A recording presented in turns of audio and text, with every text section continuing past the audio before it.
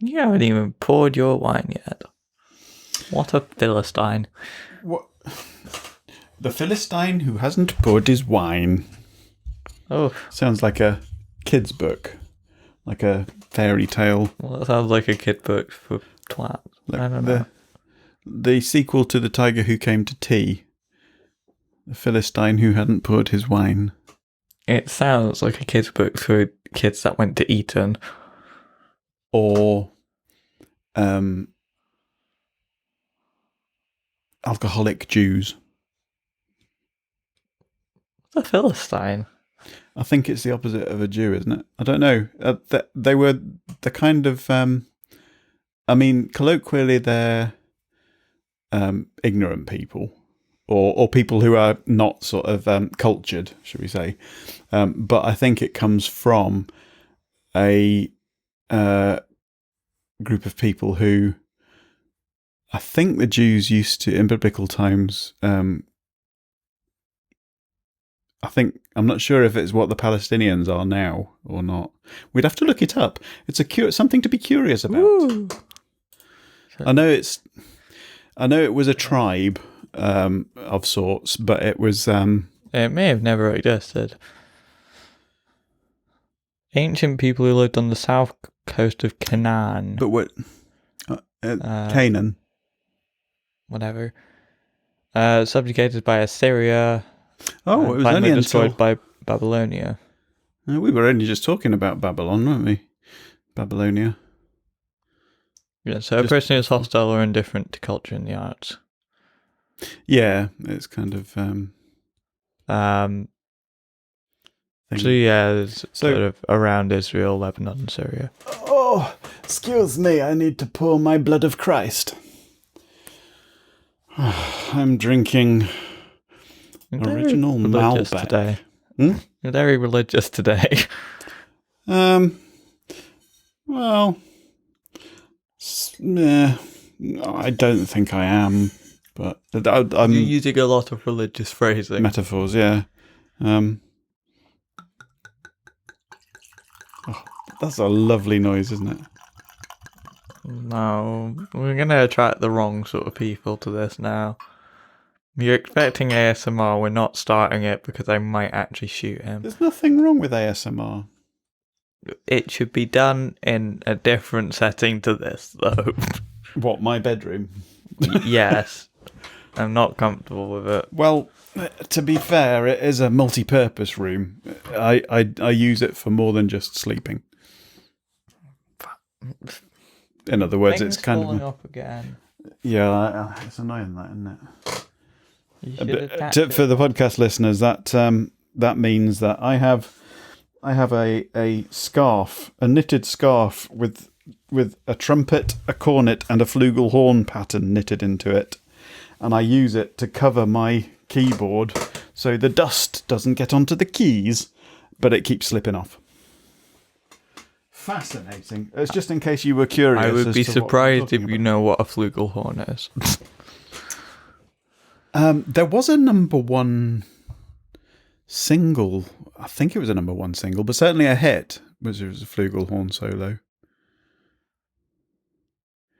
I'm trying to think of something famous that has flugelhorn in it. You will have heard it on something. It's quite. I mean, they know what it is. No, it's quite a widely used instrument. It's kind of usually played by trumpet players, but it's a lot less harsh than a trumpet. It's quite often used in kind of jazz. It sounds nice and mellow, and yeah. Anyway, jazz, smooth. I'm wanting to start the podcast at some point. Maybe, but I find it difficult to. I have a problem with longevity, not longevity. Sustenance, retaliation. I'm just coming up with random words now. Stamina, yeah. So I find that the longer the pre-Bollocks lasts, the less likely I am to struggle with the mental anguish of trying to achieve the 2 hours, which I know you expect from me. Well, it's just where the discussion normally goes. I mean, if we ran out of things to talk about, then Well, I was going to say, I mean, actually, my leg's not hurting. Should we start the podcast? If you want to. Or should we ramble on a little bit first? We probably will. Should I put my leg in the main bit? Yeah, because it's kind of personal news, isn't it? If you want to. This is our first one this year, isn't it? Yes. Wow. Let's start the podcast. Let's start the podcast, please. If you do the intro in that voice, I might actually kill you. Ooh. How will you achieve said killage? Just smash this over your head. You just knocked your pop shield with the bottle. You pop shield bottle knocker. Okay. Why is it I haven't even started drinking yet, and within just over 5 minutes of starting the recording, I'm feeling drunk already? Maybe we should try not drinking. I'm just intoxicating. No, I think it's probably a. I've got no idea. I started about to attempt to psychoanalyze yourself, and then you realise that you have no idea what's going on in your head. Yeah. Well, we did actually. We should start the podcast because we're going to get into a discussion, aren't we? Have we started yet? We kind of have. We just haven't done the intro. Fuck off. Not the fuck off. Is that like not the 9 o'clock news, but the more modern version? What's a modern version? Ow! I swallowed my tonsils then. Oh dear. This is going to be one of those, isn't it? You're going to be fucking annoying today, and I'm going to have to put up with it. I apologise if anyone's watching this on YouTube. I haven't had a shower in 2 days and my hair's a mess and I am unclean shaven, but there will be explainage coming soon. It's not just that I'm a lazy sod, although that is part of the problem. I haven't washed in quite a while as well. Yeah, but that's normal for you. Fuck off. Your Majesty. No, I've lost track of time. I'll get into that. I started playing Quantum Break. Okay. That was weird. Anyway, are you going to start or what? I'm still waiting. I'm trying. See, I did a special different intro. Hey, Simon, how long do you think I can keep him going for? Shut up. Come on. Punch you. Place your bets. I'm wanting to see if I can do a different intro again. Oh, yeah, you said you'd come up with a different... you said you were shaking it up a bit. But I'm not sure whether to use the same one. Oh, yeah, I remember now. I remember what you said. The same one as what? Or this is going to be... See, I recorded that maybe in the real past, but it's going to go out after this, so... Oh, don't mess with temporal mechanics. Maybe discussing production techniques shouldn't necessarily be part of the podcast You can itself. edit these, you know. You are capable of this. Well, I do tidy up the beginning and the end. Okay. And then I tend to shove in the theme tune at the beginning and the end. And I might even cut out a little video clip if we have one. Whoa. In the middle. Or maybe add a pause with a BB logo up on screen if I need to go and empty the old urinary system. So I was trying to think of something alternative to bladder, but it didn't. Go for piss. Yeah, okay. Or even the other kind. What was it I heard? I'll don't know. What was it you heard? No, I was watching TikToks and it suggested alternative ways to greet people that are less boring. Oh, okay. That sounds interesting. But I can't remember. Anyway, less boring or more pretentious? Both. I'll look it up afterwards. Anyway, are you ready to begin? I feel like 9 minutes and 44 seconds is an uneven amount of time to settle on for a pre-Bollocks thing. I feel like 10 minutes would be And I feel like if anyone has placed a bet, then they were probably more likely to go with 10 minutes, but they've got it wrong now because I've just blown it. I've just gone over 10 minutes. Do you think we're losing listeners as we go along? Do you think the more nonsense we talk? Anyone that listens to us and genuinely enjoys listening to us probably likes us for this sort of thing. One would hope so, because I've just realised we've been talking for over 10 minutes and we haven't. I don't think we've actually said anything yet, have we? No, that's most podcasts. Anyway.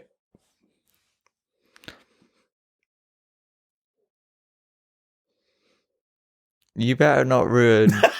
You just interrupted yourself. Well, no, I'm saying you better not ruin my new intro because then it would ruin the surprise. Oh, okay. Go on then. Greetings, mortals. Fuck off. Sorry, I wasn't expecting that. It was a surprise. I was expecting something else. Please. What were you expecting? The one that you told me the other day. I want to hear the rest of it now. Sorry, I ruined it. It was just, I thought I wasn't laughing because it was funny. I was laughing because it was the surprise.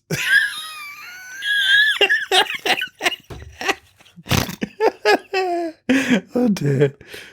Guess it's going to be painful for me. Right, okay.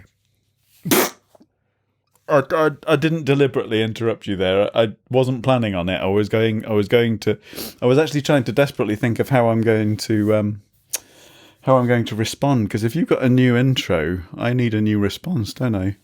No, you can just say I'm new too. I know, but then I'm just being my boring old self and you're being all fresh and new and exciting. Okay. I'm going to do a different one now. So am I. Oh, that one sounded like it was going to be ace. Well, and you still don't know if you've won the bet yet, do you? It was just the greetings mortals. Then I was just going to... What if there are any gods listening? The gods are always listening. Creepy fuckers. They are disappointed. Well, they haven't struck us down yet. Well, they keep trying with me. You get cancer. You get cancer. Everybody gets cancer.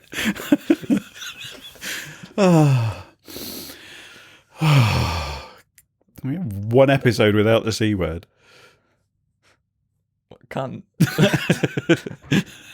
Right, come on. Let's do this. I mean, we normally talk about Trump, so it's kind of inevitable.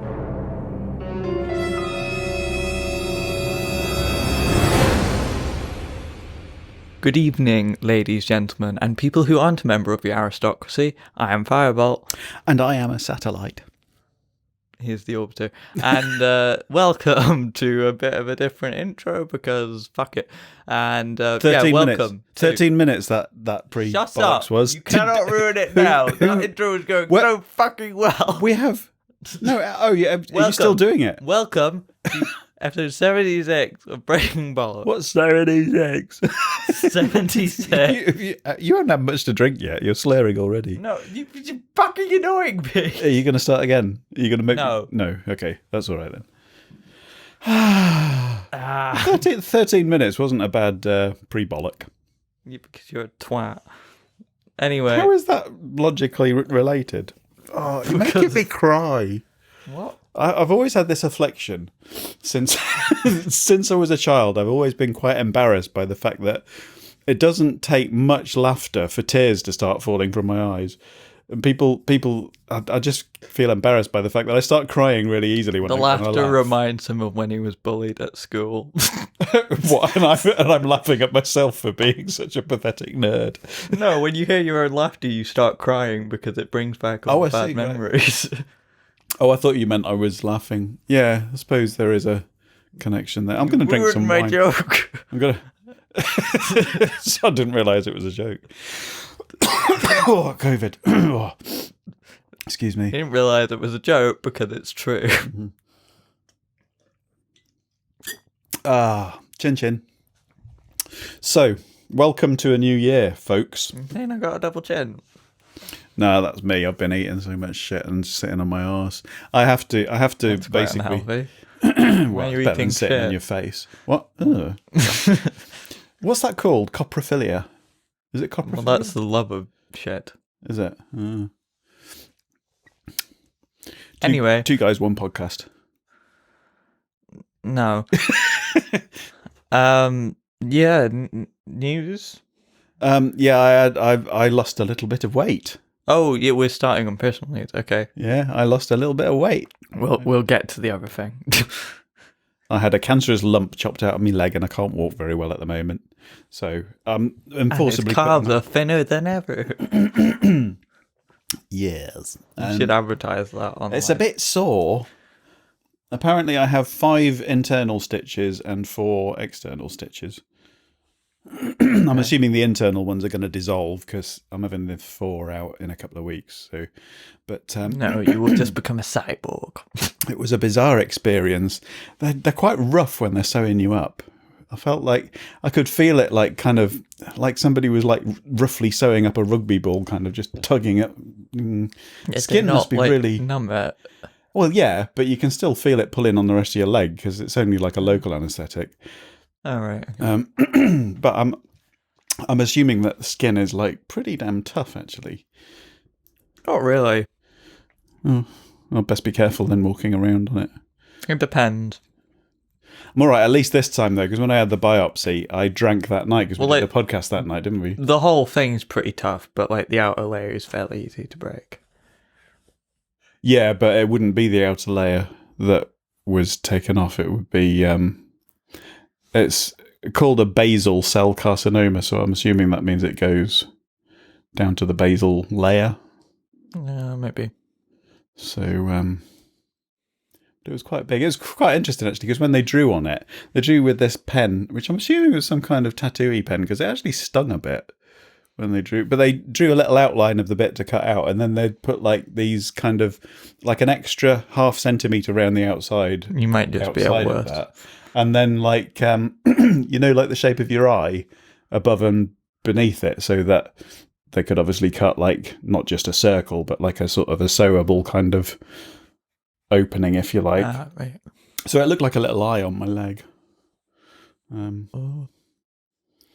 But yeah, no. The weird thing was though, I don't know if you're ever having any procedure, whether it be an operation or I don't know, being at the dentist's or even at the optician's, where you've got to hold a position for a particular amount of time, for a reasonable amount of time, and unless you're perfectly relaxed, your muscles start to quiver a bit sometimes. Like if you're kind of holding yourself in place in any part of your body, but it's kind of after a while your muscles start to quiver. But because I was obviously lying down for this, and because it was basically getting stabbed and bits cut out of me, every now and then I'd realise that I was like getting super tense, so I'd try to relax, at which point my leg would start just shaking a little bit while I relaxed. But then at one point I thought I don't want to relax too much because I almost farted on the operating table.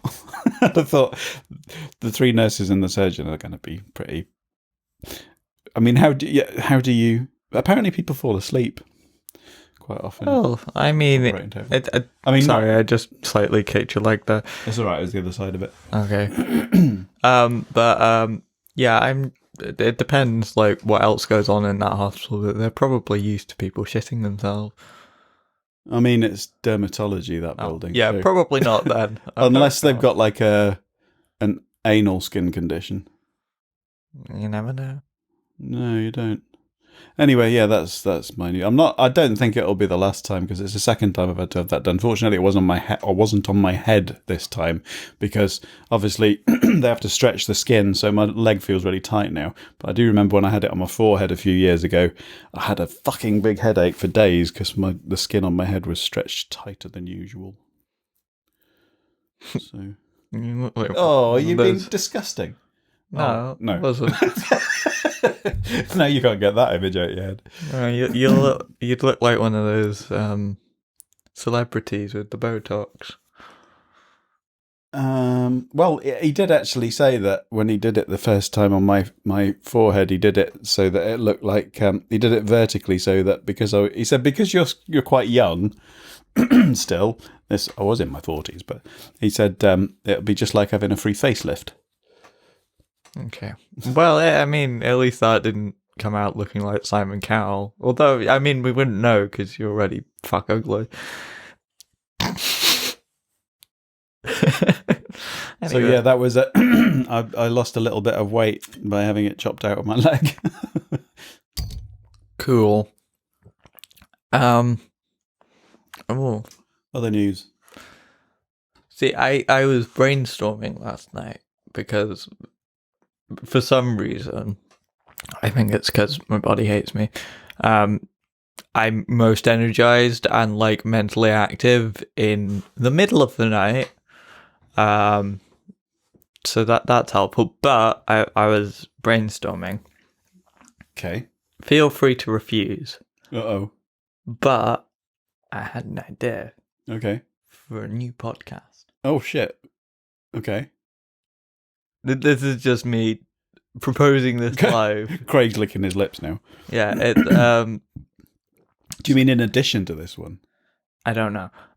So to each episode, research. Hang on. Is this pre-preparation? A little bit, but it wouldn't be too much on your side. But I thought of something to entice you. What? Research a country. Right. Like its culture and history and all that. But also a band or maybe a few bands from there to sort of get an idea of the music there. Well, I mean, obviously this is kind of on the fly programming planning. But surely we're going to start running out of... Did you just jump? What? You looked like when I started talking, then you just looked like you just went, whoops. I might have been just twitching. Coffee jumping into me. Yeah, we're not going to run out of kind of general subjects to discuss on Breaking Bollocks. I mean, I've got a huge list that I think goes up to maybe about like 110 or something. Okay. But we have missed out some of those because I later decided that they weren't really that good, or they were quite similar to something else. Yeah. Mm. Nah, well, maybe, but that voice. Well, thing is, I don't know whether or not we have the time to do any extra. That was my fault, but I'd be happy to slide it in somewhere. I don't know whether like if it was like once a month, like we alternated this. If that was okay, yeah. Or even if we're starting to, depends on the subject matter, doesn't it? Really, yeah, we could.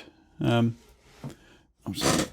sorry if you hear chair squeaking or groaning or ouching, but I'm trying to sometimes get my leg comfortable. I've also thought that there might be an opportunity in that to ask some people that we might know from one of the countries that we do in some cases. To guest and tell us that we're wrong about their country. Maybe. Yeah. Well, we know people from quite a few countries, I suppose, don't we? Yeah, definitely sort of around most of Europe, I would say. Yeah.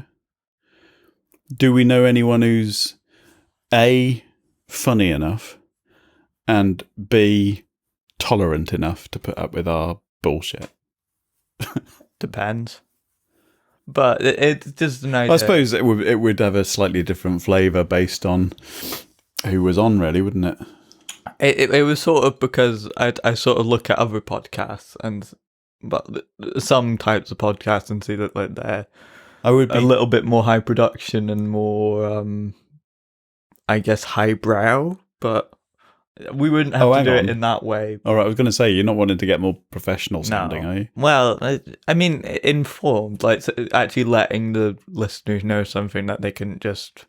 Right, okay. Although, to be honest, most of my research would probably be just like going for Wikipedia. But yeah, I found something out that I didn't know earlier today, actually, kind of loosely related to what's been happening in the last week. If we're going to be talking news at all? Yeah, we can go on to actual news. Yeah. I didn't realise in 1923 that Hitler was arrested and put in prison for leading a failed... something that I retweeted. For leading a failed coup. It might have been something that I retweeted. Well, I don't know. Somebody said something about the Night of Broken Glass, but that was actually later on. That was in 1938. That was... I think that was something I saw maybe on Sky News or on CNN. Somebody being interviewed saying that it was America's Night of Broken Glass, but that was a Jewish pogrom thing, which was later on in 1938. They were referring to riots that happened. Yeah, essentially, but I didn't actually know this until fairly recently as well, so it probably is the thing I retweeted. But I follow a historian who specializes in the Weimar Republic, which is like the that was what I was reading about German history in between the fall of the German Empire after World War One and the rise of the Third Reich, leading up to World War Two. Yeah. I mean, relating that to news, which I don't know whether we have to actually cover this, do we? I mean, people are going to know what's happened in the last week. Well, they might not know all the details, but basically, if you've been living under a rock, Trump doesn't like the election results, so he basically told a bunch of his supporters that they should go to... I mean, various sort of versions of this, of fighting to change the results, whatever, in ways that you could definitely interpret as an incitement to violence. Well, I don't know if you saw the Rudy Giuliani clip at the speech where he actually said his actual words were, "Let's have trial by combat." Yeah, and I know they talk a lot in oh, that was a metaphor, that was a joke, you can't take a joke. It's well, no, when you're talking about a bunch of fascist followers that genuinely don't believe this result. We've said this before about obviously much more... Oh, hang on a minute. That's better. Much more trivial matters where people take the piss out of you for something or say something insulting, and you get upset by it, and they turn around and say, "I was only joking." It's no, you weren't. Schrodinger's douchebag. Yeah. It's at the very least, you should be aware of the influence that your words are likely to have on the kind of people who are your supporters. And if you don't know what kind of people they are, then... He knows exactly what kind of people they are, though. Yeah, exactly. Because he's had years of Nazis turning up to rallies with his campaign slogans. So, in general, based on his lies, this was what I wanted to get onto. I'm not sure. It sounds quite pessimistic, but I'm not sure that there is a good outcome to be had from this. I think that he should definitely be held to account. In other words, either impeached or it doesn't look likely that he's going to be 25th Amendmented, but either impeached or prosecuted, even if it's after he's finished the presidency. But I don't think there's any way to avoid there's a lot of talk at the moment about how they don't know if impeachment is necessarily a good idea because of the backlash it would make him a martyr and all this lot.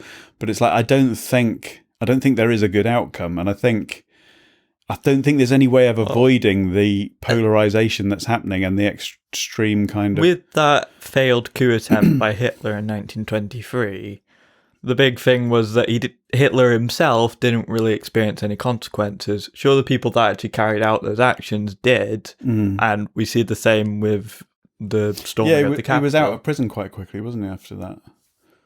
And I don't think Hitler really suffered any real consequences at all for that. He did go to prison. Oh, did he? Yeah, I was reading about it before. Before you... thingy? I can look it up so we're not talking complete bollocks here. It was, but I don't think it was for that long. When you sort of think, well, hang on, that's not much time for a coup. Well, the same thing is like, the beer hall putsch. Here we go. Also known as the Munich Putsch, it was a failed coup d'etat by the Nazi Party. What happened? He was sentenced to 5 years in Landsberg prison for treason. Where he wrote Mein Kampf, or dictated it. And he was released after 9 months. Mm. Why would that be if he was sentenced? I'm not sure. I mean, don't know.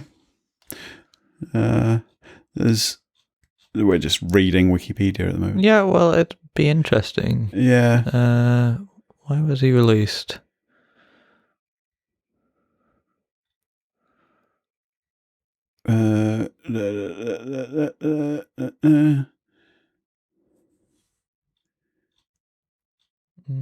Not sure. I know people don't often serve their whole sentence, but yeah. I mean, even the people that were like basically filming themselves committing treason, as far as I can tell, haven't really experienced that many real consequences. There were some people that were like pushed back here and there, but like when you compare that to, well, one of them got killed. But do we actually know the circumstance about who that is? Because a police officer was among the dead. Yeah, no, I think there've been 5 deaths, right? In total. One of them, the one that was shot, was an ex-armed services woman that had travelled from, I think, California, served in Afghanistan, and but it's the thing that I found quite shocking, actually, and interesting as well, is that over the couple of days after it happened, I mean, we were following it, or I was following it as it was happening on the news, and obviously there wasn't that much that you could see of what was going on inside the Capitol building until the next day and the day after that, when film and footage started coming out on social media, phone footage and stuff like that. And it was actually it was really quite bad what happened, wasn't it? It wasn't, from outside, it didn't look as bad as it was on the inside. Do you know what I mean? The camera shots that you saw with the reporters outside reporting on it, it sounded a bit like they were kind of, not hyping it up, but it sounded like they were making it out to be a lot more serious than it necessarily, than you could see it was. But in the couple of days afterwards, and you could see what had actually happened inside the Capitol building, it was quite drastic. Well, I mean, if you imagine that happening in the Houses of Parliament. Well, there's that, but I think probably what sort of makes it easy to play down is the very limited police response. And that's kind of what I want to emphasize here, is that like the police weren't against this. Well, no, this is part of the investigations now, though. There's people that are part of the fire brigade and the police. I mean, there were pictures of police posing with the protesters, and there was even like one where a shot of a police person opening a barrier for the protesters to get through and stuff like that. I don't think by any means that's all of them, but there is evidence that there is some corruption within the police force. I think corruption's putting it a bit lightly. Right. The thing that I want to emphasize from my point of view, at least, is that the police as an institution is fundamentally based upon white supremacy. And I mean that quite literally, as it was originally set up to catch runaway slaves. Yeah. And it's been maintained as that for, what would it be, a couple of centuries now, by various politicians. But it's sort of, you can't really fix it. It's sort of, as an institution, it's based upon that.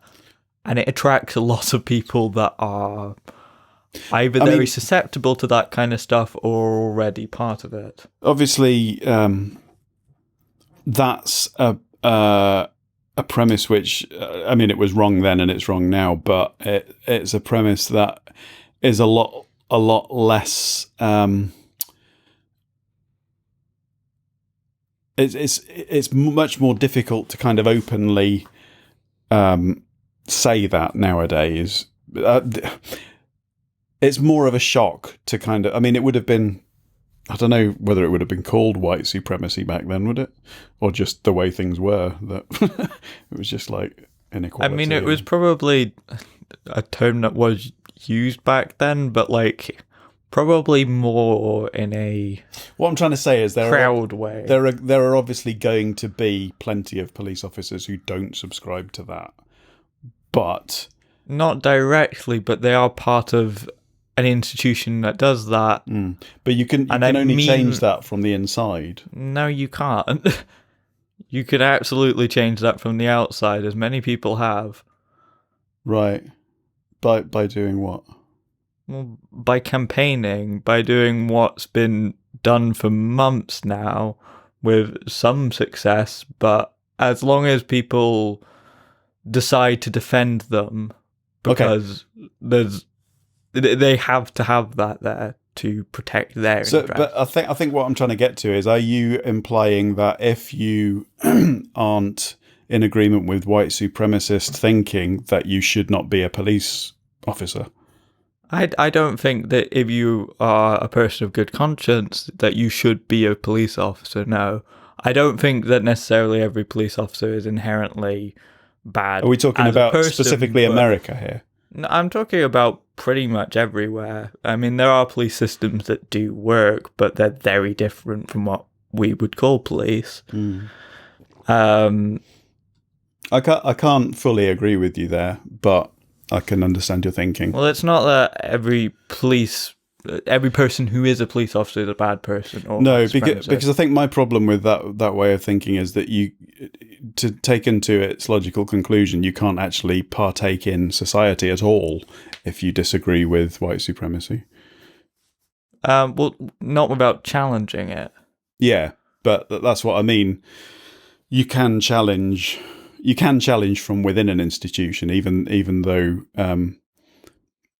it's a difficult one, isn't it? Because I suppose you don't want to, if you are very anti-white supremacy, you don't want to tacitly. You can attempt to, but it's rare and it's very resistant to change.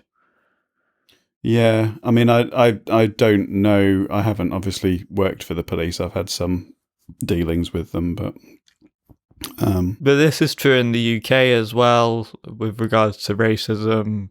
I believe it was found that although white people are more likely to take drugs in the UK, isn't it a reflection of black society? People are 4 times more likely to be stopped and searched for drugs.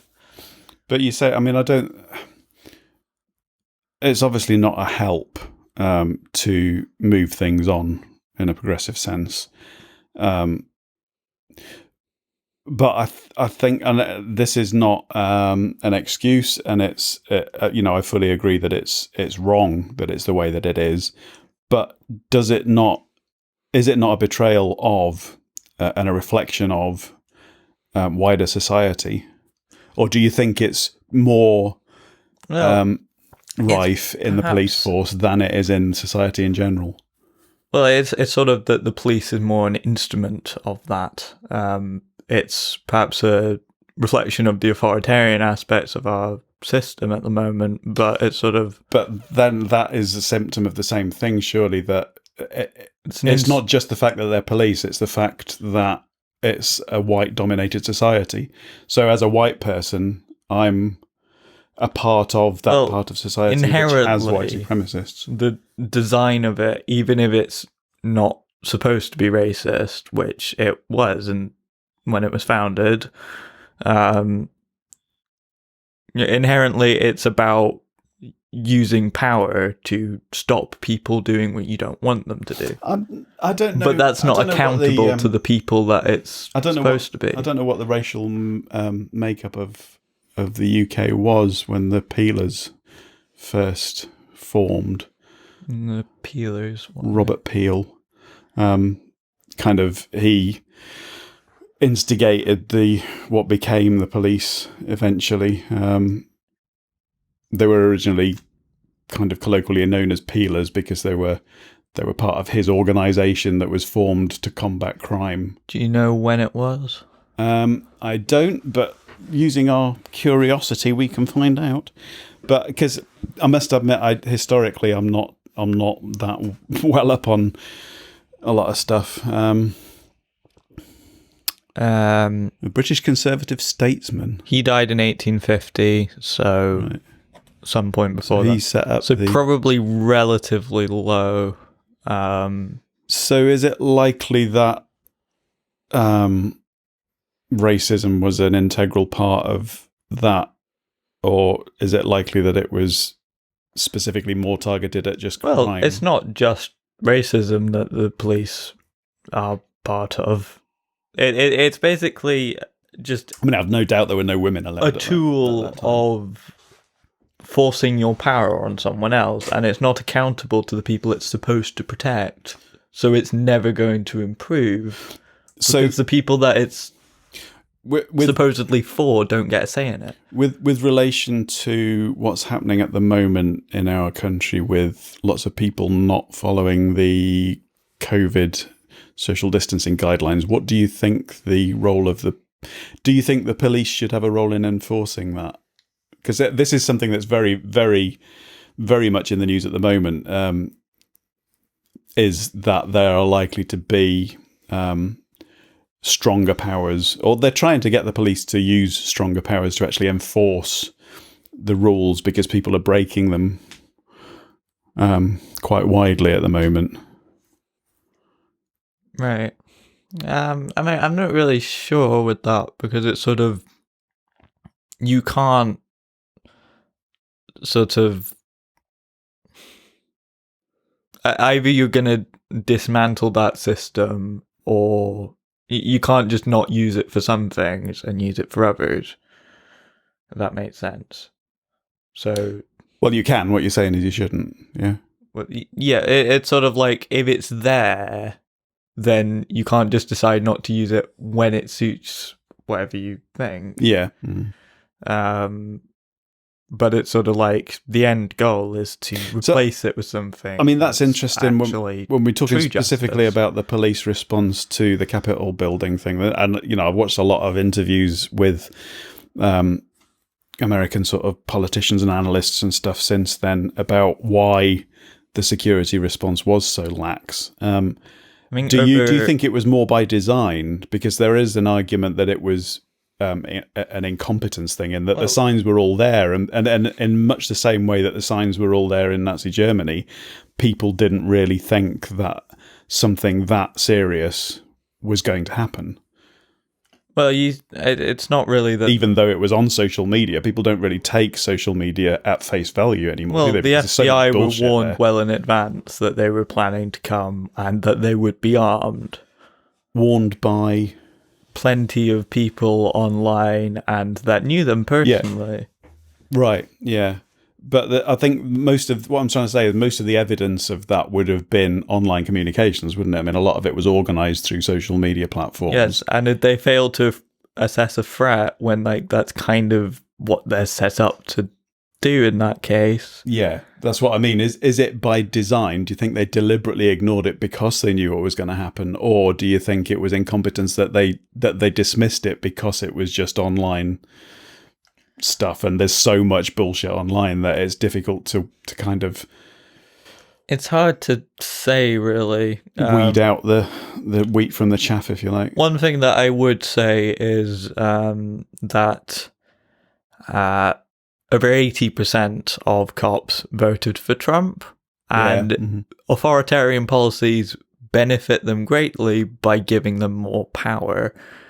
So they're going to be resistant to stopping Trump from doing what he wants because it's in their interests. And then in America in particular, there's police unions that are... I mean, obviously there are going to be people that in the police force that strongly disagree with you, especially the guy that was being crushed by the door in the videos. Have you seen that?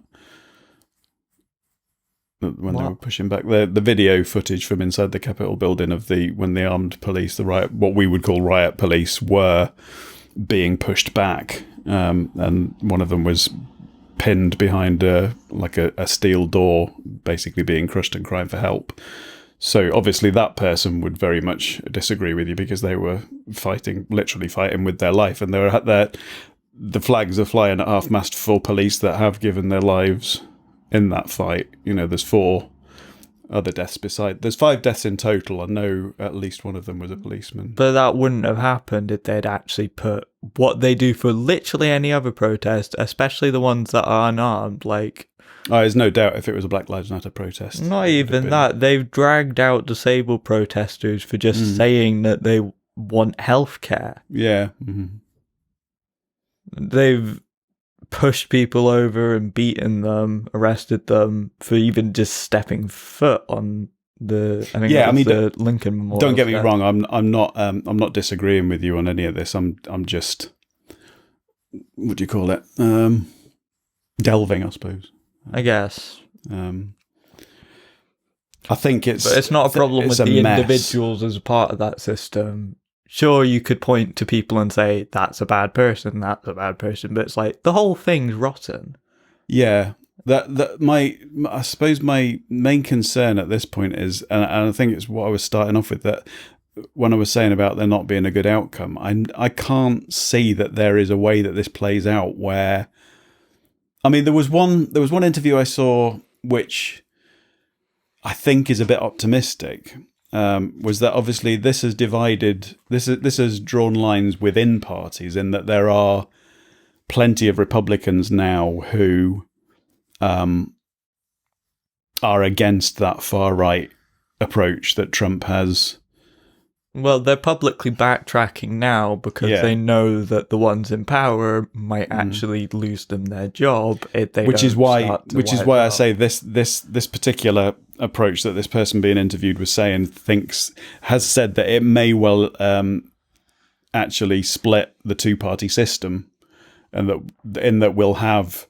there's a potential that we've got like the far right extremists and the far left sort of wokeists, as they're called, which I'm not sure actually we'll exist. Have a right-wing party, a far-right party, and then an ultra-right-wing party. Well, no, it was more having a far-right party, a far-left party, and then there's not a far-left party in the US. And 2 more moderate parties. Well, there are, but they don't get any votes. Yeah. The Democrats are like centrist at best. Yeah. But, the reaction to what's happening here is going to push some people further left. There's no doubt. Yeah, hopefully. It's sort of... I mean, I hope, if anything last year did, it's opened some eyes. Mm. I mean, it's the case... I mean, I knew the police system was bad, but it's the case for me in learning just thing how... is, and I know you're not a big believer in Joe Biden either, but he's got a very tricky job to do, and I don't know whether or not anyone could actually do it. Because whatever happens now, like I said, I think there needs to be consequences for Trump, but that is going to spur his followers on. But I don't think there's anything you can do about that, because I don't think that you can just let him get away with it. Right. But that sort of pretends that Joe Biden's not been in politics for many decades already, and like the situation leading up to someone like Trump getting into power is kind of down to not necessarily him individually, but like his party and their inaction on the inequalities in America. But I mean, he's going in all in at the moment with this outward appearance of wanting to unify the country, which I'm not sure how realistic that is, but I just don't know how it could be achieved at the moment. I mean, obviously he's got to focus on coronavirus, but I did find it funny. It's like, oh, there sure are a lot of things happening in America that aren't us. What do you mean? the Joe Biden saying this is not America. It's like, Oh, it right. sounds like America. Yeah. It's you need to own it. You kind of this is the problem. and until you start admitting that it is, you're not going to stand a chance of solving it. This is why half your patriots are, I suppose, ultra-nationalists. I suppose that's starting from a presumption that you know that America is something that it's not, which is a really bad starting point. Like, right, yeah. Do you know what I mean? It's making an assumption that America is not what we've seen over the last week, when actually that's where you're starting from. So you have to at least acknowledge that that's what America is. Anyway, before you can get anywhere. Before we go over an hour on the news, it's been a pretty big week news-wise. I mean, we've gone up to 1,325 deaths yesterday. Really? Yeah. I think it's the 5th day in a row that it's been over 1,000 now. Jesus. Oh no! Today was 500 and something. That is right down today. But it's the 5th day in a row that there's been over 50,000 new cases. Anyone in the UK listening to this, if you ever vote Tories in the future, you're a fucking moron. To be honest, if you voted for them in the past, you're a bit of an idiot. But like, I can understand it to some extent, maybe. But like, if you can't see now, then you are a fucking idiot. I understand your anger, and I totally agree with you. But how many of them are you going to win over by calling them that? Well, do you really care? They have blood on their hands. They're incompetent murderers. I suppose that's the politics side, isn't it? It's like sort of... And that's it's for the politicians to win people over. For people like us, we can just say, no, you're a fucking dick. And that's not just that they've handled it badly. Like, they have active policies that have killed people, and that's by choice. They've got the fire brigade and the police in London now driving ambulances. Jesus fucking Christ. Because they've had ambulance queues waiting to get people into hospital, up to 9 hours waiting for an ambulance waiting to offload a patient. And it's still getting worse, so people aren't listening. This is what I was saying, why I was saying that, they're talking about asking the police to start stronger enforcement of the rules now. I mean, people should follow the rules, but they can't really be surprised when they told them that they would be lifted for so long. Yeah. And they've been changing. I know we're not a big fan of Keir Starmer either, but one of the things he's been saying is, it's the mixed messaging. It's one week it's eat out to help out, the next week it's don't eat out, do this, do that. Keir Starmer might actually have a point if you actually put conviction into anything he did. It's like he's trying to be the government's friend, and it's like, this is not the time to do that when they're killing people. Indeed. We need calm down. We need proportional representation, because that's the only way that we're actually going to get rid of them. The independence issue. Scottish independence. Yeah. Because they have seen that Northumbria's got an independence party now. Have they?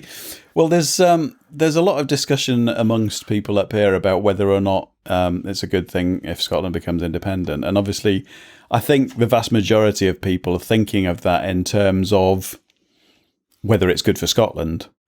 And I've recently started thinking, well, actually, regardless of the worry of having a far right-wing country next door, would it not also be just as good for England politically? Because, there's 65% of people voted against Brexit up here, and obviously there's a lot of political differences between the South and Scotland. But that's true the other way as well. England are very much further to the right than Scotland, and in a way they're kind of being held back from their natural political progression by our... Is that a bad thing, though? Well, this is what I mean. I think for a the lot UK, of English people are like, please don't go Scotland. You're the only thing, keeping this still together. Yeah, but that's not the majority down there, is it? No, but and it's not our responsibility to save them from themselves. No, but I feel bad leaving the Welsh behind. Can we take them with us? Well, they wanted to get out as well.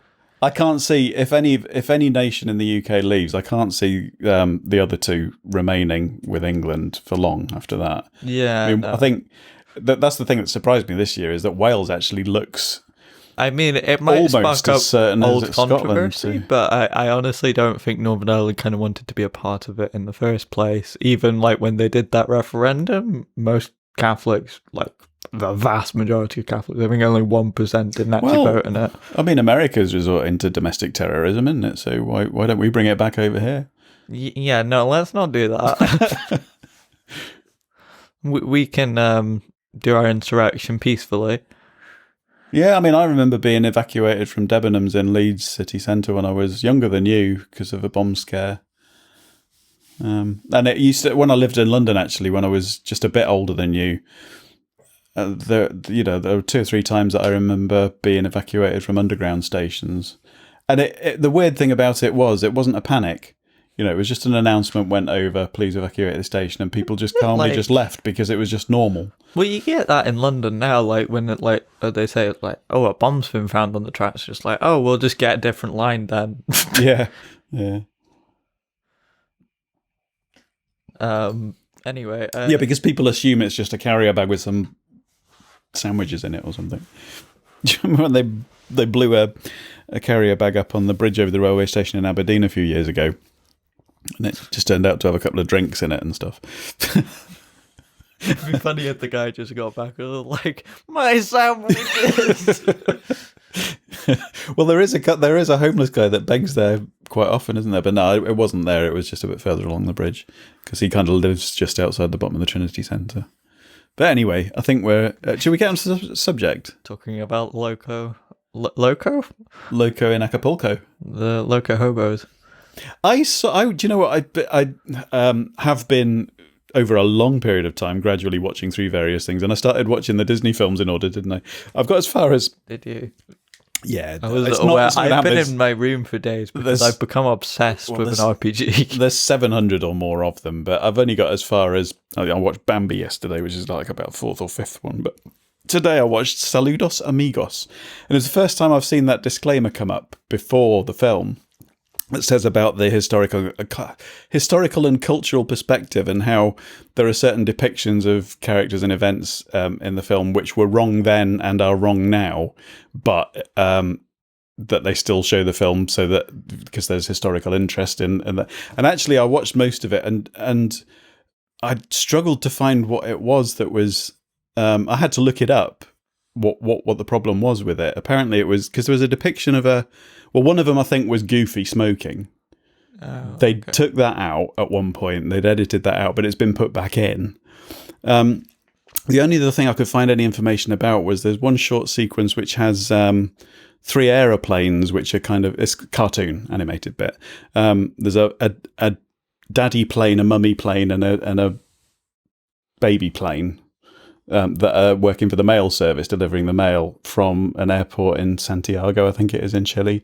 And the baby plane ends up having to take the mail one day because the daddy plane and the mummy plane are ill.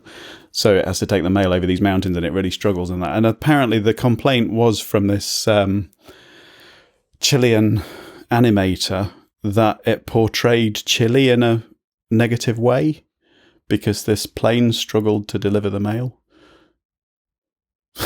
and he made up this whole. He actually had a successful animated series on that he made based on it, where he designed a series based around an animated mail plane thing. But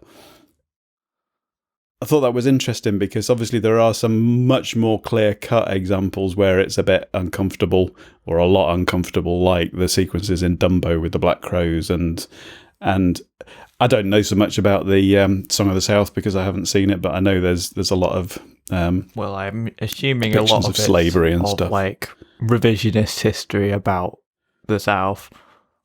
I don't know because obviously at that time it was kind of, I don't know if it was historical or if it was a reflection of what was going on at the time or not.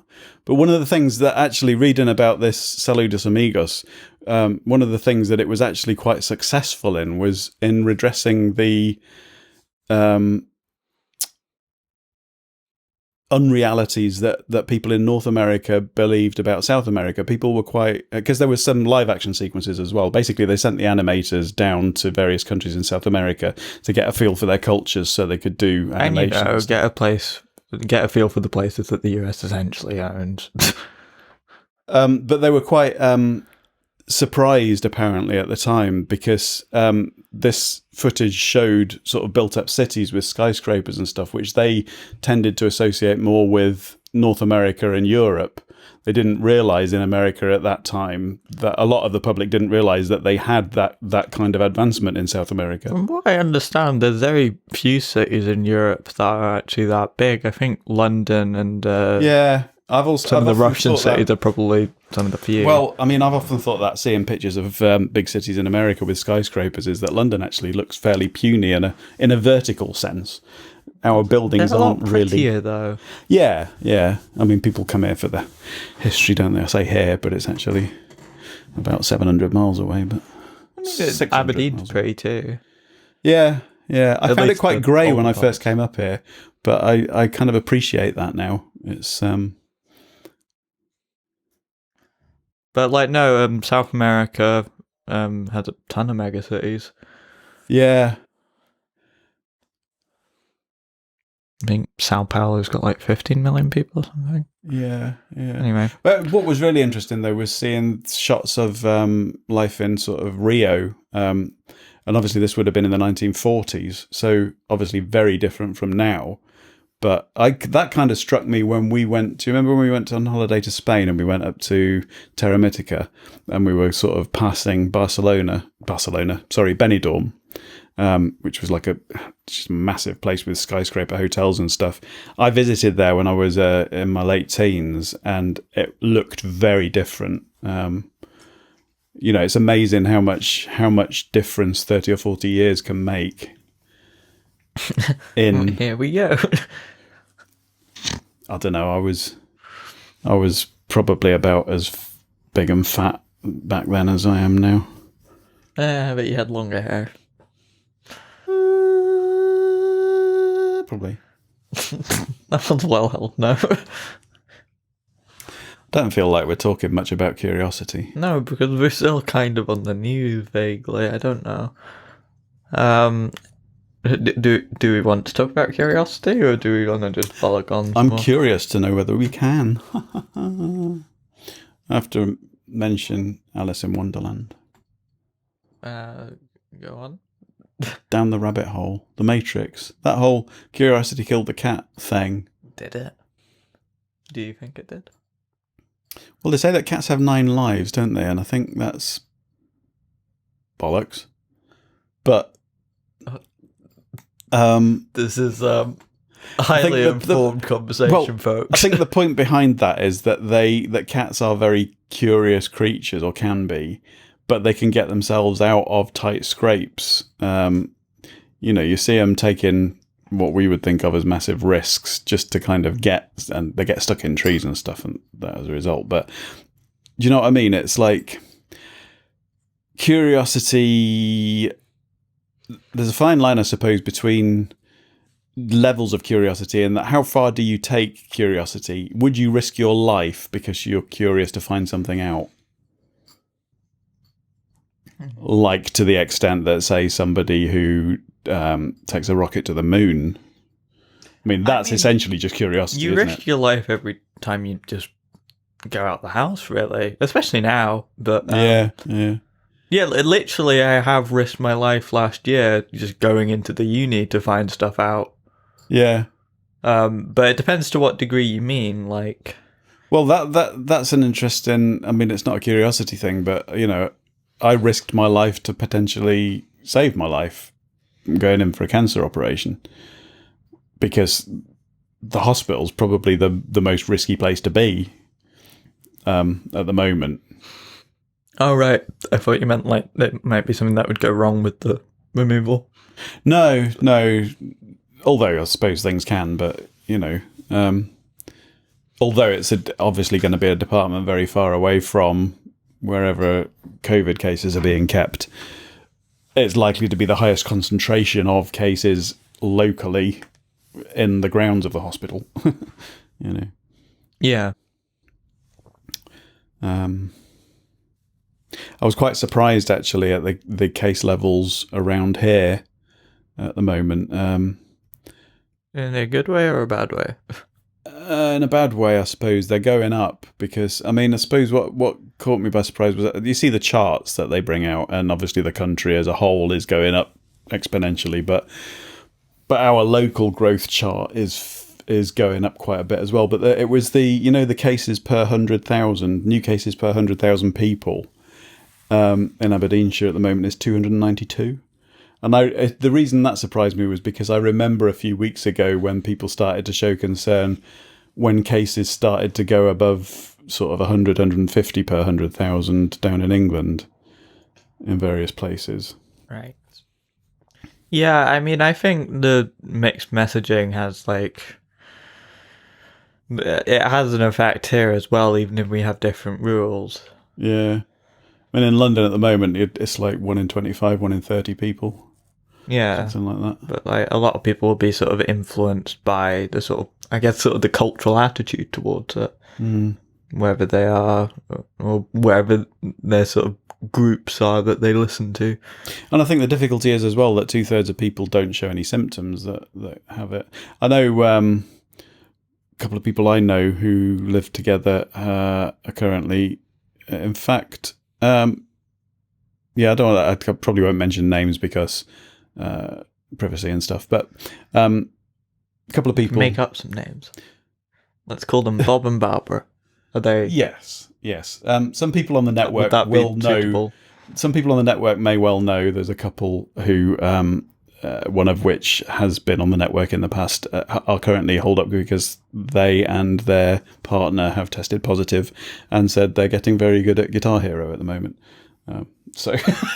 But obviously, it's more of a concern that they're actually just having to hole up, if you like. I don't know who you're talking about, but I'll tell you later. Afterwards. Yeah.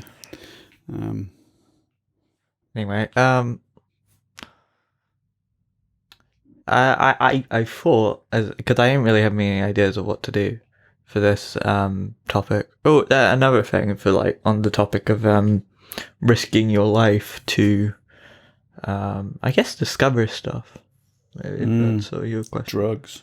Well, there's that, but no, I was just thinking that was from a biologist perspective, a lot of people in that field would go into potentially dangerous places. I mean, they'll have precautions that they. I'm go thinking about through. potholers now.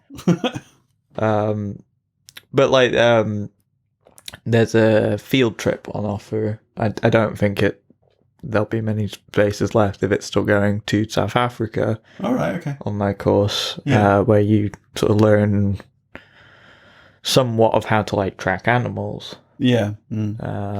Based on a number of things, including their feces. All right. I think. But that could be a potentially risky thing to do, although So you'd literally be a shit sniffer. Well, I mean, that's a lot of what biologists do, coprolites or fossilized poo. Poo's very interesting. They're actually a species in the Tunnels book series, aren't they, coprolites? Yeah, that's interesting. But what was I going to say? Yeah, going on missions to the Arctic or potentially risky sea voyages. I'm curious to know whether or not we, as in you, me and Mum who live in this household, have had or have coronavirus at any point, and whether or not, if we did get it, we would show symptoms and or be at threat from it. I'm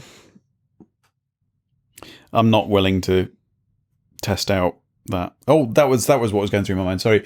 Talking about risk and curiosity, one of the things that's in the news at the moment is because we've now left the EU, obviously there are various different rule differences, and there's a debate going on at the moment as to whether or not we in the UK should consider the option of genetic editing of farm animals and crops. What are your thoughts on that? Basically, I mean, the idea being that you could potentially speed up the evolution process of sort of improving yield. Well, it's not necessarily like speeding up the evolution process. It's more just that's what the farmers that were being interviewed were saying. Well, it's more just like tailoring it to what we want them to be. Yeah, but that's something that we've been doing for centuries. What their point was, we've been doing that for centuries anyway. It's just that this is a quicker way of doing what we were doing through. Yeah, it's a lot more accelerating the process. Because like when you're doing like selective breeding with plants or animals, you can try and breed things with certain characteristics to try and get more of that. So like bigger yields, like wild carrots are tiny and wild bananas have seeds in them that clump together like glue in your gut and kill you. See, I'm in two minds about it. I mean, there are various issues in that, obviously, because of the difference in rules. If we go down that route and do decide to do some genetic editing, it will have implications on where we can export to, because we're then not. The main danger, I would say, is if they pick a certain type of like gene, like a certain kind of strain that they want to cultivate, and then just use that because it's the best one. Lack of diversity makes disease quite easy to devastate. Yeah. Plus, there are things that we don't know until we know, if you know what I mean. Like, yeah, they did say a lot of that, like with use of certain pesticides and fertilizers. It is a bit of an experiment, really. I mean, yeah, I would say it's probably something that needs a bit more trialing before we would consider it. But the reason I wouldn't say it's unethical, at least for crops. You would or you wouldn't? I wouldn't say it's unethical. Right. There are perhaps ethical concerns with animals because of like intelligence. See, the thing that springs into mind is this what I've heard of when they're talking about CRISPR technology. Is that what? That's it's a sort of brand name for one of the technologies that they might use, I think. See, I've heard that referred to as a possible solution to looking at how to cure certain diseases that we've not been able to in the past. But I suppose, like with anything, there's a scale, isn't there? There is an ethical component to that decision, in that at what point do you cease curing an affliction and start genetically enhancing people? You know, at what point are you correcting a disease or an illness or an error, if you like, in a gene? And at what point are you actually then just improving the species because you can? Do you know what I mean? Genetically enhancing someone. Yeah, I think at that point, using it other than in pretty extreme cases on humans, I would consider to be unethical, because there's a long history in science, particularly biology, of using that to basically justify eugenics. But maybe there's a way of regulating that, in that, you know, you can perhaps have certain gene editing procedures which are specific to curing a specific disease or illness that they have can be like passed. Ethics committees for these sorts of things, which, I mean, for instance, if there was a way to eradicate multiple sclerosis through gene editing, to approve that, but that doesn't mean that gene editing is legal to do anything with. It just means that has been approved as a technique for curing multiple sclerosis, sort of thing, or even cancer. You know, it's just different forms. But also, like, there are perhaps extra concerns in how they actually figure out how this works, considering there's quite a long history of some pretty nasty techniques used on other animals, like mice. Well, I think we were told an example of. I don't know if there's. Sorry, carry on. I think it was basically mice who had this certain hormone receptor, I think it was, and they were like surgically attached to one another. Oh, right. I've seen pictures of mice with an ear growing on their back and stuff like that, where they've grown. I'm not sure about that, but it was something to do with like, does this certain receptor work like if they're surgically attached? And it did, I think, when they had when they used the one that had the receptor but not the one that just had the transmitter of that hormone, because if it didn't have anywhere to go, then it wouldn't do anything. I wonder if there might be situations where there are what might be called side effects as well, that if you edit a particular gene to eradicate a certain illness or disease, that has another effect as well. Yeah, it would be worth sort of like being very careful to make sure we understand what each specific gene that we would be editing actually does, because it can be quite complicated. Particularly for things that aren't discrete variations. So that would be like, it's either this or it's that, rather than, it's this continuous grade, like height or foot size. Do you think it would be justified for fixing ripped genes? Sorry.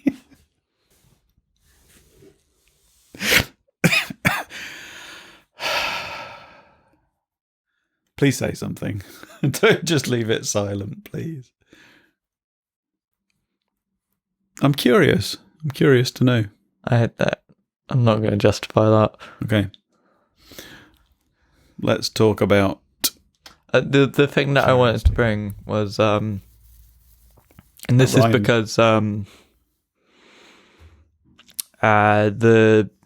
one of the rovers on Mars, I think the first one, Curiosity. Ooh. They named it after our podcast. Well, there were suggestions for what would we call our first city on Mars, and I think there's been suggestions of calling it New Curiosity, which I think would be fun. That would be good, yeah. But what would you name the first city on Mars? I think that would be a really good name, to be honest, because it's basically naming it after that pioneer, isn't it? Well, I mean, the rover didn't. That rover was the first. It was human really object. sad when it was shut off. It sang a little song.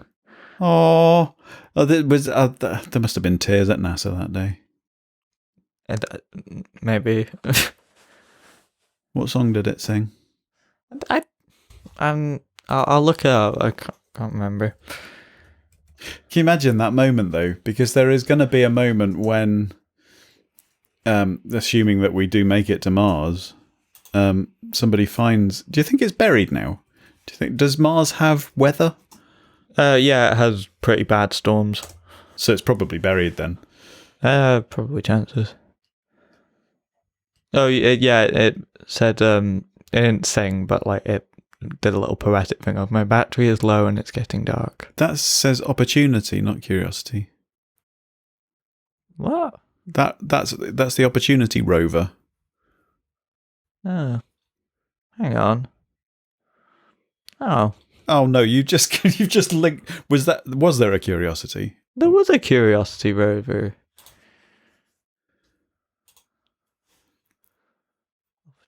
What? Was there? Curiosity, the car-sized rover. It's still operational. This one's still up there. Landed there in 2012. See current status. So maybe it should be called New Opportunity then. Was that the first one? I do not know. Hang on. I like the way they say it's dead. Well, because it's like, well, was it alive? Oh, we're going to get into AI discussions now, aren't we? Hang on. I'm going to have to look at a bunch of stuff here. Oh no, because that makes the episode really boring while you're looking stuff up, and I have to try and say stuff that's too bad, vaguely interesting. Too bad. I wonder. Hang on, what music's going to sound like in 100 years. I mean, new music. Obviously, there'll be stuff still around. One-stop shopping for the upcoming Mars landing. What? Hang on. You're on the NASA website now, aren't you? I think it was possibly the first rover. Do you know if there is a planned sort of date or year for when we're aiming to? Because I know we're looking at sending humans back to Mars, aren't we? Oh no, not Mars. What the fuck am I talking about? The Moon. Yeah, I think that's mainly to as far as I understood, to use as basically a launch pad. Because it's a lot easier to launch stuff from the Moon than it is from Earth because it has a lower gravitational pull. Right. Also, you can slightly slingshot things, but yeah. I mean, it's kind of weird that it's been almost 60 years. When was it? 66 that we landed on the Moon. Was it? Correction. Mars 2 from the Soviet Union was actually the first rover. And was Mars 1 then? I assume it failed. Possibly, yeah. Sojourner, Spirit, and Opportunity have also. It says the Mars 2 landing failed as well. And Mars 3 stopped communicating about 20 seconds after landing. Yeah, maybe that's why they stopped sending stuff to Mars, because doing that in the 70s might have been a bit ambitious. Yeah, because it was 97 before America got the Sojourner over there. Over there? Although, a lot of it, I don't know how sort of limited it is, but some of it is limited by the orbital positions of Earth and Mars around the sun, isn't it? Because there'll be times when, obviously they've got to calculate, there's all sorts of maths that they've got to do to calculate that the journey is going to be done in the shortest Fun fact, time. On average, Mercury is actually closer to Earth most of the time. All right. Because of Venus's orbit being quite slow. Yeah. Venus? Yeah. What's that got to do with Mars? No, it was just on distances between planets. Right. Oh, what? Mercury's closer than Venus most of the time, is what you said? Well, on average. Yeah, sorry. But it's not closest when Venus is closest. Obviously. No, but I know what you mean. Yeah. Yeah, because Mars is going out the way, isn't it? Yes. Mm. What's next after Mars? Jupiter. Well, there's a big asteroid belt. Is it really? Yeah. And then Uranus. They actually think Jupiter is so big because it ate some of Mars's mass. All right. Okay. And then the harmonic resonance with Saturn actually stopped it from eating the Earth. Where's Saturn? It's the next one on. Oh, right, and then Uranus. I'm not sure which one's first with that. I thought Jupiter was further out, but I'm not very good. Hang on. You Mars, kind of Venus, just Earth, assume the bigger Mercury. ones are further out, I guess. But. Yeah. I don't know. How long do you think we can keep this episode going? For a while, I think. Okay, what are you curious about then? That's a bit of a leading question. Are you going to answer it? Well, many things. I've just realised there's a hook on the wall up there, and I can't for the life of me remember why.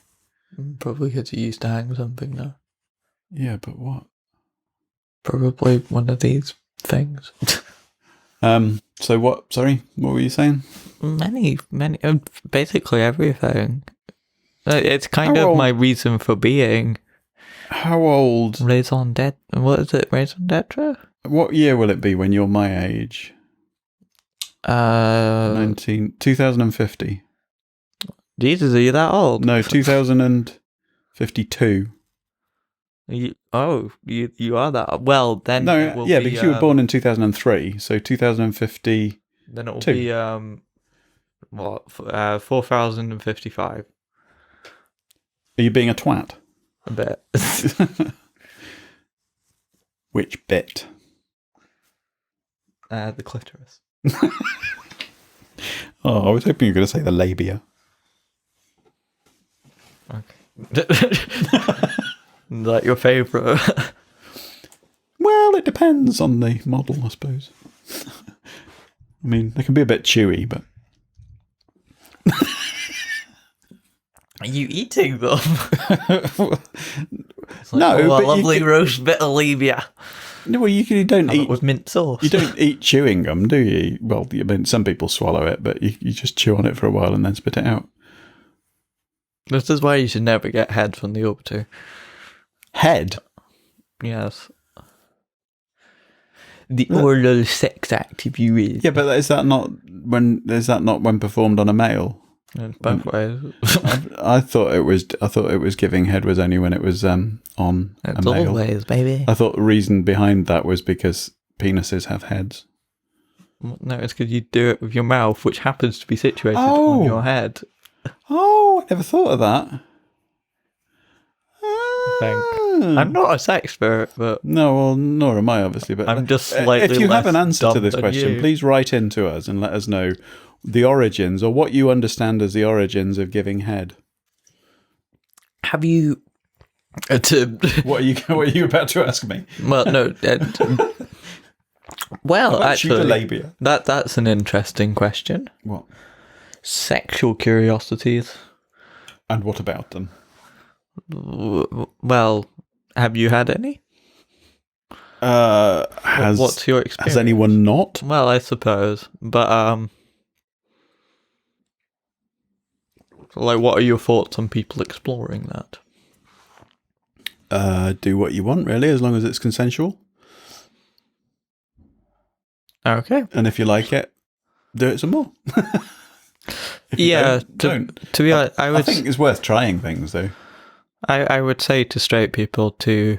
I mean, I'll be honest. For people that think that they're straight, to at least consider it. Like, don't cast it out of your mind. You could be happier. I have, as an adult male, snogged another adult male just to see what it feels like, and been a bit disappointed, actually. I wanted it to be more exciting than it was, but... Yeah, I was a bit disappointed too.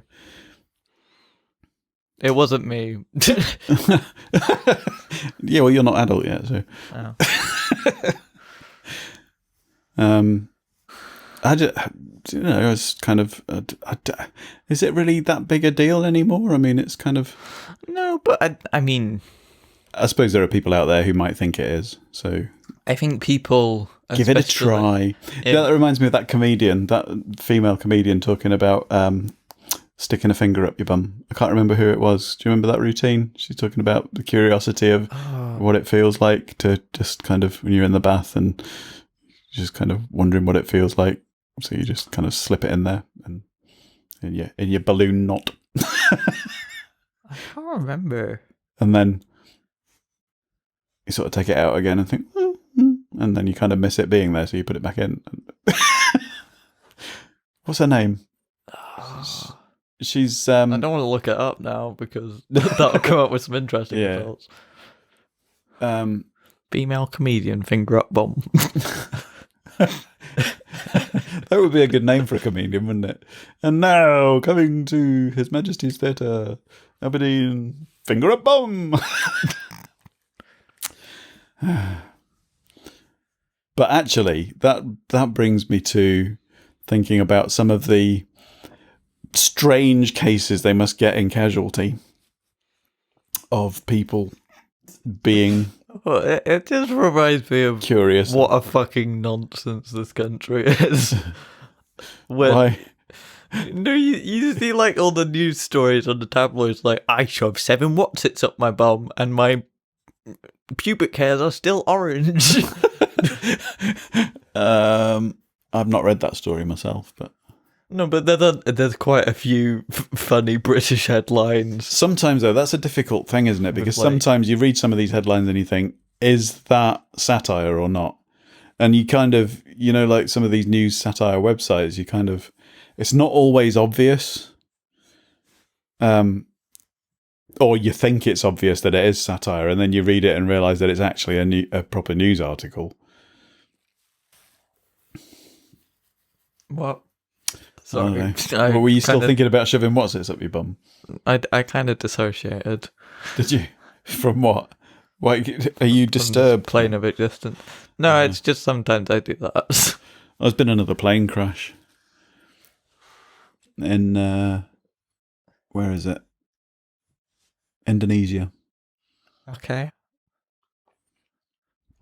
Just in case you didn't know, because I know you don't follow the news daily. Well, I'm not exactly going to rescue them, am I? No, I don't think anyone is. They found body parts and debris, so... Fun. They're very light-hearted. Yeah. But anyway. I would like to... I was going to ask this earlier to get away from the line of conversation that we were going down, but... What? Your musical curiosities. Yeah, actually, I've been quite surprised at myself over the past 6 months. I think possibly longer, 6 months to a year. I've always, and I think I am fairly open-minded about different musical styles that I can enjoy. I'm not against any, but I only realised that over this last year how limited my normal listening repertoire is. And that I have a favourite kind of set of bands and styles that I like, and I tend to listen to those, or have tended to listen to those specifically. But over the last sort of year, I've been experimenting by looking at sort of top lists of various magazine kind of charts over the past decades, and found some stuff that I would never have listened to. That was sort of my late night thought with the proposal of that new podcast of like getting to explore music of different places, right? Potentially quite a lot of different styles that you could open yourself definitely. Up to. One of the things that's quite striking actually is when you get to stuff that's not necessarily based on the westernized scale, if you like. We have 12 notes in an octave that we're used to hearing, and the harmonies that go along with that westernized concept. But a lot of cultures have things like quarter tones, which sound just odd to us because we're not used to them. Especially in sort of Far Eastern music, I think has them quite a bit. Jacob Collier sort of experimenting with words. Like, it's not like semitones, but it was sort of like experimenting with tones different to what we're used to. Yeah, I mean, there's different using like chords. There's different what we call temperaments, which are basically the frequency differences between the degrees of the scale over time. Our sort of culture has adjusted those slightly, and we've come up with one that kind of suits all the different keys for what we use. But one of the genres, if you like, that does tend to explore that kind of in between the notes kind of tonalities, if you like, is a lot of the sort of black derived electronic music. And I didn't realize actually that electronic music was so heavily developed by the black communities and cultures. A lot of modern pop music is. Yeah, but until I started sort of listening to and doing some sort of work on that at uni, I didn't realise quite how much. My exposure to music in the way that I've been educated was very much obviously in the sort of dead white European composers kind of vein historically. But then when you come in up to more recent it's more like if you're talking about electronic music, it's very much like the BBC radiophonic workshop, and very kind of. It's quite strange. It's a very white history, I've been taught. Well, how little we do talk about that, because I don't think music's as big a part of European culture. I mean, it's a pretty big part, but it's not part of everyday life. You don't have music for certain ceremonies, apart from very momentous ceremonies. And kind of rambling, but the sort of in a lot of South America and Africa, music's a much bigger part of everyday life. Yeah, which I find interesting as a percussionist, because they have a very different sort of. This was something that doing drumming. Yeah, I think this was something that was perhaps came across to me, was that a lot of the function of singing and music performance for some cultures has been about passing on stories of their culture, basically the way of transmitting history, if you like, because in some cultures and subcultures there isn't the ability to write or read, so the only way they can communicate their culture, if you like, is to pass it along in the form of songs. I suppose the easiest way to kind of perpetuate some things.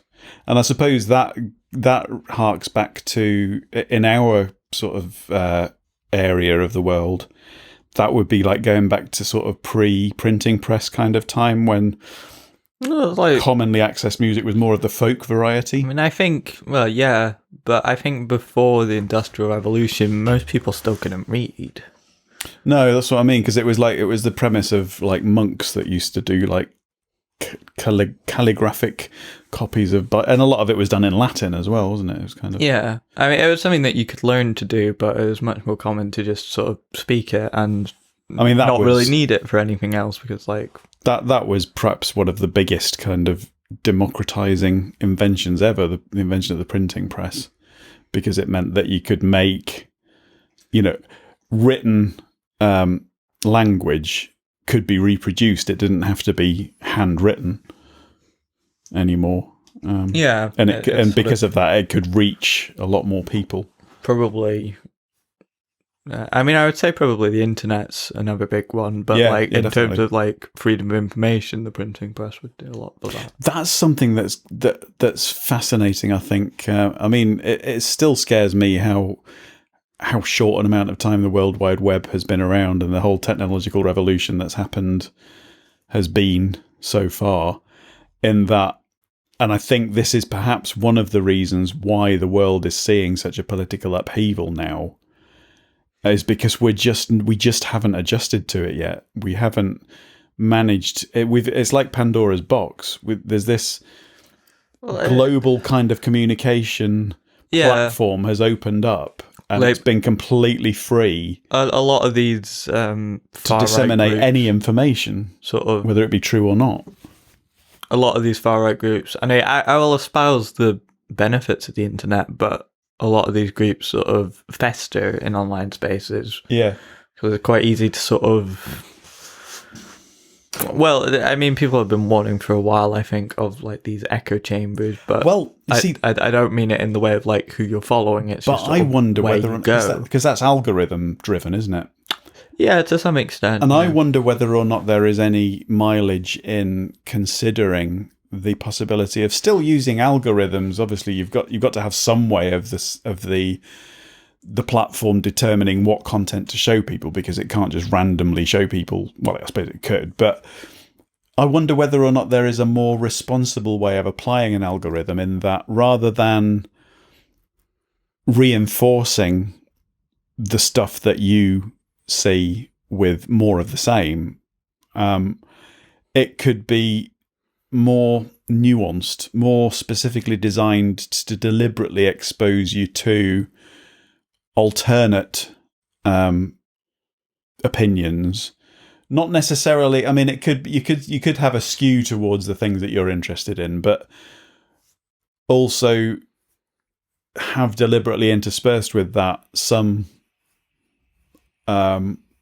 opposing ideas, so that you're able to see the full range of opinions rather than just what you show an interest in. See, the problem with this sort of idea of you just need to expose yourself to different opinions, and if you can't handle it, then it must be a good argument if it's convinced you, is sort of, and also like the problem with giving platforms to basically fascists or people who certainly sort of are adjacent to that sort of ideology. The problem with giving platforms to people like that and assuming that a healthy debate will cast these out of our mind, it's assuming people are rational. Yeah, but I mean, I suppose what I'm trying to say is that the way things are set up at the moment, it's way too easy to fall down a rabbit hole that you follow. Do you know what I mean? That you get increasingly reinforcing things that you show an interest in, so that you can end up down a very deep hole of information that's specifically tailored in one direction. The basic sort of idea behind that is that one of the most click-worthy things, I suppose, is anger. Right. And so you'll keep clicking on the things that make you angry and angrier. And I remember this, but at sort of the beginnings of this, I sort of went down a bit of a rabbit hole of like anti-feminism at some point. Right. Like when I was quite young, which is kind of fucked up, but I kind of got bored of it. Well, that I was kind of exposed to quite nasty ideas at such a young age when I didn't really know how to challenge them. Yeah. But I think my point is that even though it will, a reorganizing of those algorithms would mean that you would see some stuff which is utter bullshit. That utter bullshit would be to me, I think, would be so much more obvious that it is utter bullshit if it's mixed in with far more sensible stuff than just feeding you more and more bullshit because you're showing an interest in it. Do you know what I mean? If it's a more isolated case, like for instance, say you've got 99% of the internet, this is not the case, but 99% of what you're exposed to is sensible truth, and 1% is absolute nonsense, bullshit, dangerous stuff. If you show an interest in that 1%, you're more likely to get shown more of that 1% of material because you've shown an interest in it. But if what you're being shown remains as only 1% of what you're shown, then it's a lot easier to identify that 1% as the nonsense bullshit, because it's like, well, that just doesn't tally with anything else. It's like, do you know what I mean? You're not refining it down into the, because people who fall for misinformation, but it's sort of kind of do it deliberately, almost. That sort of idea of it being very, it generates a lot of attention if you're angry at something. The idea of that is sort of, there are a lot of avenues to lead people to quite hateful ideologies. So like for me, that whole thing was like started on like anti-Christian YouTubers. Not this, well, like people that were like criticizing like Christian fundamentalists, which is fine. But when it gets to the point where like you're kind of obsessing over it, it's kind of unhealthy and like hating it. Do you think that? I'm not saying this is true. I'm just floating an idea. But conspiracy theorists and things like QAnon, do you think their pull is kind of curiosity based? In that, when you see something that seems to be far removed from what the rest of the world assumes to be the truth, do you think there's a bit of curiosity in that, like, sort of, it seems more exciting? It seems more, you want there to be some kind of hidden secret that you're going to find out because everything's fucked up and you want there to be a solution. Yeah, I wouldn't say that's out of curiosity, though. because I think curiosity would normally be accompanied by some level of healthy skepticism. Yeah, more unbiased. But it is that you're looking for an explanation to a very confusing world that, like, things just happen and you have very little control in them. Well, like the whole conspiracy around like the JFK assassination is because like people just didn't believe that a president could be assassinated so easily by just some random guy. And you could talk all day about like, oh, what was his motivations, but like I don't think there's really any basis for that. You just don't know, and so I mean, there are real conspiracy theories. The Iraq War being based on a pretense of them having nuclear weapons. I think there's complete conspiracy, and they knew. I think there's perhaps a dangerous thirst in human beings for drama, for... I don't know, it's like... I mean, you know, most of us think the world's a pretty fucked up place. And it's almost like there's this kind of thirst for something major and shocking to happen. It's like revolution is something that we seem to seek out all the time. Do you know what I mean? We always sensationalism. Long for a simpler explanation because, well, I suppose like naturally it's easier to sell. It fits in a headline better. Yeah. But how do you... So, I mean, obviously journalists, especially in the tabloid press, have the skill of arousing people's curiosity by grabbing them with a headline. Yeah, which is a massive fucking problem because what gets people attention isn't usually the truth because the truth's messy and complicated and not always that interesting. They seem to be getting worse at actually doing that, though. To me, a good journalist should be able to tease with a headline and arouse curiosity because so many headlines now tell you the whole story. Yeah, well, it's sort of it's more of a symptom of like the. It was Dave Gorman that did a thing on that, wasn't it? Dave Gorman did a thing on. I'm sure he did a routine on that on one of his Modern Life things about headlines, which basically tell the whole story. I do remember saying something about a like basically using the different words for the same thing because there's not really much to it. Yeah. Well, at least not that they can find.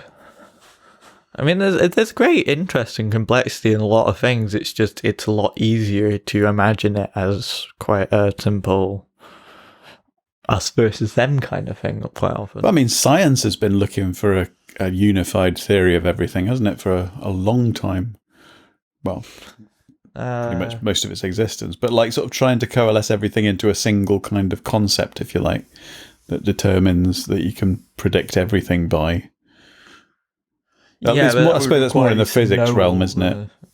Variables in case of that. But like that's like unifying gravity with the other forces of nature because it's sort of like there's something here that isn't fit. Like it doesn't exactly gel with the other ones that have been unified. I forget what is it, the GUM? No, GUT, General Unified Theory, I think. Right. That's got the weak and strong nuclear force unified with electromagnetism. Yeah. Which itself, magnetism and electricity used to be considered like different things. Yeah. Yeah. Yeah. Fascinating. I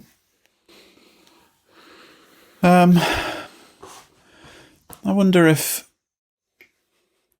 I don't know how healthy it is, but I wonder if... Do you think people's curiosity, if not actively pursued and actively developed, do you think it kind of naturally wanes as people get older? And that do you think there's a tendency to want to feel more comfortable and adapted and kind of conformed, I don't know, a part of, I don't know. It's almost like, it feels like society kind of tries to draw you into this thing of becoming the perfect citizen and kind of happy with being adjusted to its I want to get on concepts. to curiosity and education, but first I wanted to make a salient quote-worthy point, that it's often a case where I think people get frustrated with not knowing and forget to be excited about finding out. Plus, well, I mean, I would kind of stop one step behind it, that even, because I thought you were going to say forget to be excited about not knowing. Yeah, even that. Because the thing is, really, if something's worth knowing, does it not usually bring up as more questions than it answers? Because if you quite often, if you reach the end of a trail, it's like finishing a game, isn't it? It's like, well, what do I do now? It's like, see, I'm finding this quite a lot with because the way that we've understood the Tree of Life has changed drastically, even over my lifetime. It was definitely better than Rivers of Light.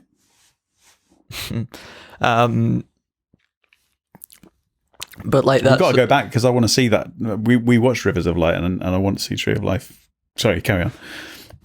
There's just so much that we don't know about what's even on this planet.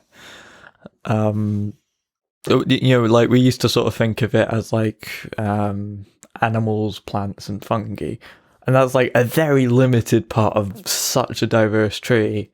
And then you got bacteria, which are so unbelievably. We're going down the biology wormhole. And then we sort of used to group archaea, which I guess they're kind of extremophiles. Probably Did you say an extremophile? Yeah. Like organisms that like extreme conditions, that thrive in extreme conditions. Not people that like heavyr.com then. No. You know what I'm talking about, don't you? What? Never mind, carry on. I've never heard of that. Okay. I think possibly viruses fit under archaea. But they're actually closer to what we are, eukaryotes. Nearly derailed you. And then there's this huge category of things that aren't fungi, aren't animals, and aren't plants, but they are eukaryotes, and we just call them loosely strumenophiles, even though most of them aren't what the fuck are you talking about, strumenophiles? Like some sorts of algae. Okay. And quite a lot of disease-causing organisms, actually. You should consider biology teaching. Water molds. I thought you were going to say watermelon then. They're quite nasty. If you get like watermelons? No, water molds. They can like cause like skin infections. They've been quite nasty. Okay. I shall look one up for your enjoyment. Okay. Oh, dearie me.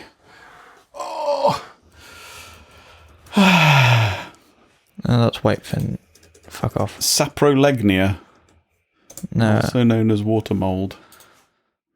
Water mold infection. These. Who gets infected with these?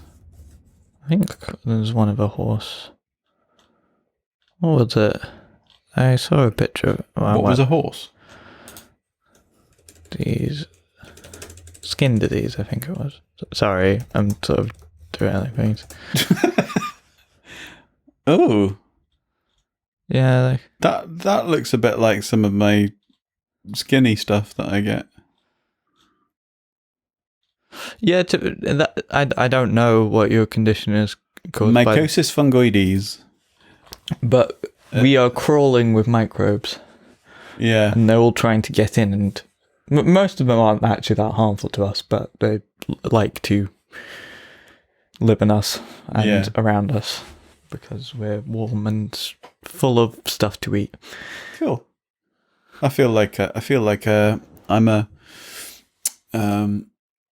civilization supporting organism. You are an ecosystem. Thank you. I will continue to be after my death as well, probably. Yeah. But we are also a part of an ecosystem, aren't we? We're a sub-ecosystem. Well, like in the same way that a tree's part of an ecosystem. Yeah.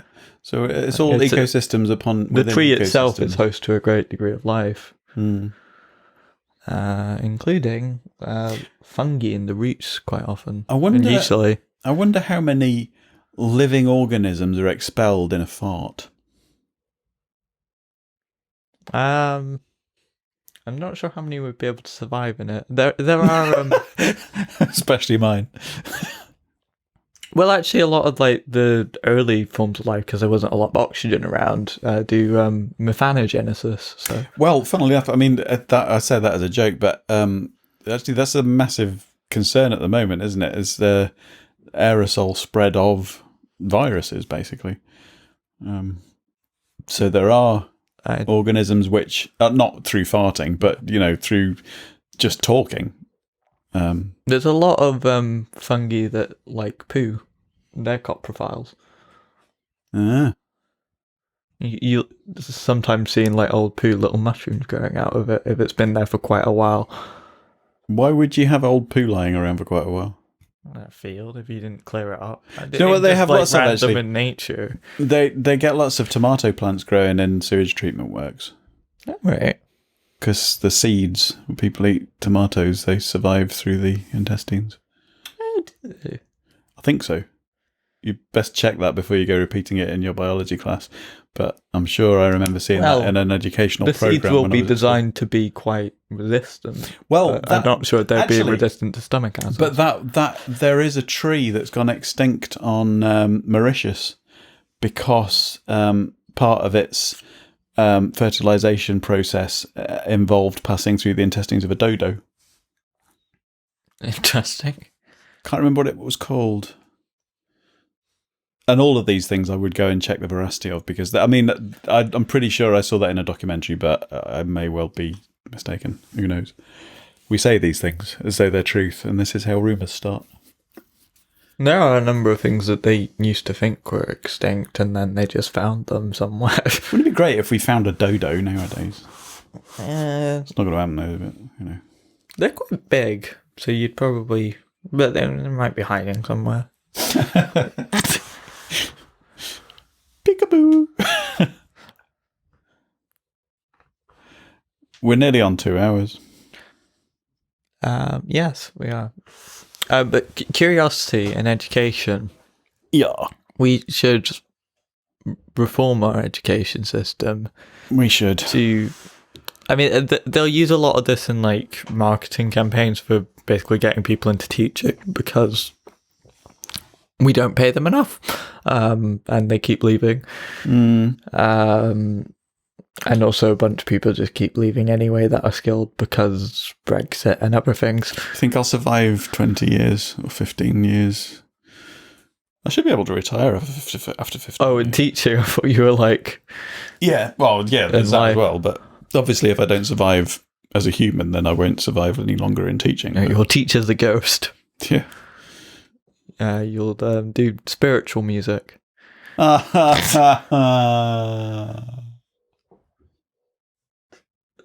was the best joke I could come up with. I'll be a dead white decomposer. Can do the blues because you'll be blue and like you'll be well, dead. Like Stilton when that goes mouldy. Well, like you'll be cold. Oh, okay. I think we're stretching the metaphor now. Okay. Fluvio-lacustrine environment. Sorry, education. Yeah. Yeah. I mean, it's kind of designed to squash the curiosity out of people, really, isn't it? Yeah, I suppose. That's the thing. It's sort of nurturing that to the point where that stays with people. I don't think the education system's what's made me interested in what I'm interested in now to like pursue science. It's, well, I mean, some of it will be just me personally, but it's the individual teachers that inspired me. I don't think I've stopped learning, even though there's been years and years where I've never been in an education. But I think even when I was dropping out of college and all of the experimentation I was doing while I was at college, I think not the same kind of experimentation I'm doing at university. But that was all curiosity based. That was. I think I'm glad in a way. I was talking to a friend of mine who's in teaching, and they didn't get into teaching until I think they were about 30. But they were saying that people that come to teaching later in life do tend to be, I don't know, maybe best prepared for it because you've had some time in the real world. Do you know what I mean? If you've come out of school and gone into university and then gone straight into teaching, you're basically institutionalized because you've never actually been out. Well, there's that sort of factor, but I think the one that I've heard the most is just sort of the kind of the grind of it gets you down after a while. There are a lot of teachers that I know that they were probably like really good teachers back in the day, but they've just kind of lost their lust for it, I guess. Maybe. Would you say that's specifically secondary school? I mean, I don't know how much you remember of your primary school days. I think most of the primary school ones were quite young. What would you say about your professors at university? Do you think they still have that spark? Well, yeah, most of them are still researching, so yeah. Yeah, I've found that they're very enthusiastic about the subject and excited still. Yeah, I think there'll be aspects of it that they're not happy with, but it's sort of like being able to share their work with someone. Like, it's kind of something that's like, if you write a paper on something, usually most people don't read it. Like, you'll get a few people in your own field that might like give it a read, or your peers that might read it. But like, well, that's what I've found. Not going to go far. That, like, writing essays and stuff for uni, I'm researching and I'm reading other people's papers from their studies. And citing their, referencing their work and stuff, and I suppose that's the essence of progression in society, isn't it? That these things often come from university-based environments. Like, I mean, that Oxford AstraZeneca thing, it's basically from a university research department. It's kind of like if your research isn't profitable, it's kind of the only place that you really can do it. Yeah. And I mean, unless you have like a other kind of public research institute, but that's kind of what universities are. Isn't it weird, sort of finding yourself going into that environment where not new knowledge is being created, but new things are being discovered, and it's no longer learning about stuff from textbooks that other people have written. Yeah. Solely. Obviously, that's a part of it, but part of it is also advancing the subject. Yeah, I mean, particularly with one of the courses I did last semester was Frontiers in Biological Sciences. So that's very much focused on people who are doing things that are kind of, they're at the edge of their field. These are things that we're still learning about. Like, one of them, I think he's somewhat famous outside the university, so I can possibly mention him, Martin Barker. Right. Who, I was going to mention him earlier about, I think he went to Panama to do some of his research, which is potentially something dangerous, because he was doing like in the jungle. Did he have a hat? Quite possibly. And some cigars. I don't know what reference you're making here. There are some Panama cigars. Okay. But don't you find that... But like, talking about the process of like stomata and leaves closing, like we don't know how that's done still. Yeah. And he's sort of on the edge of that. Yeah. Don't you find as well that a lot of, I mean, obviously I've not really done the first and second year part at uni because I did my music college work years and years ago, which was very kind of old school based learning and practice and classical training and stuff. But I found this year that a lot of what I'm doing, the assignments and the study, the practical stuff that we're being asked to do, is quite open in terms of how you can interpret what you're being asked to do. It's not like, when you're at school, you're very much trained or educated to this idea that there is a right and a wrong way to do things, and you're trying to do things the right way. Whereas a lot of what we're asked to do at uni is this is the brief, but it's quite wide open to interpretation, and there are certain criteria that you kind of need to meet to get the points, but beyond that, you're really quite free as to how you actually complete something. I don't know if that's the same in the science department, or because obviously I'm in a very sort of arty kind of department, but I'm finding that quite freeing. That it's kind of, you can explore the possibilities of your own capabilities and how valued they would be. It's almost like I'm experimenting with some of the music that I've written and stuff and the recordings I've done. Yeah. It's almost like I'm being encouraged to experiment with my own abilities and find out how well they're valued by somebody who works in a uni on that subject. So it's like I've been quite surprised at some of the marks I've got, because it's been like, well, I've really got no idea what I'm doing. I'm just kind of trying. You probably things. do get that to a slightly greater extent of being like very creative. That sort of, you get a lot of sort of liberty in how you approach that, because like, unlike in science where you're sort of just learning about what is, even if it's something that's like that like we're still yet to fully understand. Yeah, I mean, you couldn't come out and say, "Oh, I wonder if you can't create new knowledge." Yeah, because it's like just sort of there to be discovered at some point. Yeah, or to remain undiscovered.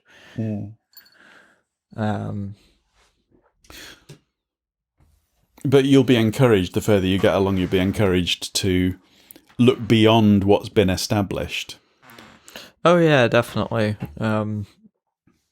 And basically most of what I've learned so far is it's kind of complicated and our classifications don't really exactly fit this, but like for the purpose of this course, it's probably most of what you need to know. But it is really rewarding when you actually go above and beyond and find out more. Yeah. I mean, if you don't have time for that, then fine. But like this was actually with my 6th Century course, which was mind machines, so like sort of about, various different aspects of how the mind works, and it's sort of done by the medical school because it sort of comes from that angle. But sort of done by what? The medical school. I was sure you said magical then. But with the 6th Century courses, it's sort of meant to take a bunch of different disciplines and look at it on a bunch of different angles. So they had one that sort of looked at the philosophy of it, and some of the legality of that came in, and they had one that like looked at creativity in relation to the mind and language and all these different things. But in my sort of final assignment for that, I made a poster and found it really rewarding to look through. I did it on like placebos, and just looking through like original research, like good looking band. Through what Placebo, really good band. Okay, that was the Minstrel incident when me and Mum went to see Placebo. You've heard of that, haven't you? Stop derailing me. I went above and beyond to do some good research on that, and I found it really rewarding. Good. Well, and I think that's kind of what that environment's designed to do. I ought to make mention of something that occurred to me after the last episode. These fortnightly chats that we have are kind of just like therapy, aren't they? Really. For us, we just kind of chat through some shit, and isn't that essentially all podcasts? It's just public therapy. Yeah, I suppose. The ones with like a bit more format and production, probably a bit less, but I can think of certain podcasts where it doesn't seem to be working. The therapy. Okay. It seems to be driving some people more insane, but... Are you referencing ours or someone on the network? Shh. we won't say who it is. Well, that reminds me, actually, a bit of I don't know if you're interested at all, but there's the book club, the After Dark book club starting up. Colin is starting a new podcast on the network, doing, I think, every couple of months or something, just kind of get a book. I can't read. We're doing Of Mice and Men for the first one, which is only a novella. It's only an hour and a half read, apparently. It's 100 and something pages, so... Okay. You don't. Everyone is welcome to come and go as they please. I'm gonna give it a go though, because I do like reading, but I don't do that much of it. I regularly read. To concentrate. Every night I read a few pages of Terry Pratchett and at least one Marvel comic strip. I don't know. That's pretty much all my reading, apart from for study purposes. My mind's quite active when I'd normally be doing reading, which is probably like before bed. I woke up at 7:30 this morning. I couldn't get back to sleep, so I went downstairs and watched Simpsons, Friends, and South Park, and then went back to sleep. Anyway, do you want to continue the podcast? I was thinking we should wind up soon, but have you got more to say then? Well, rather than just talking about like what are we watching tonight? Do we want to round up the podcast if you're that itching?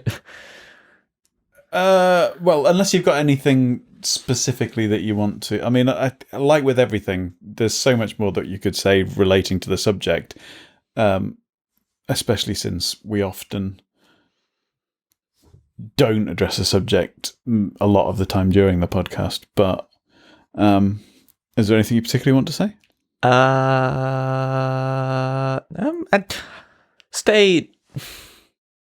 Stay curious, peoples.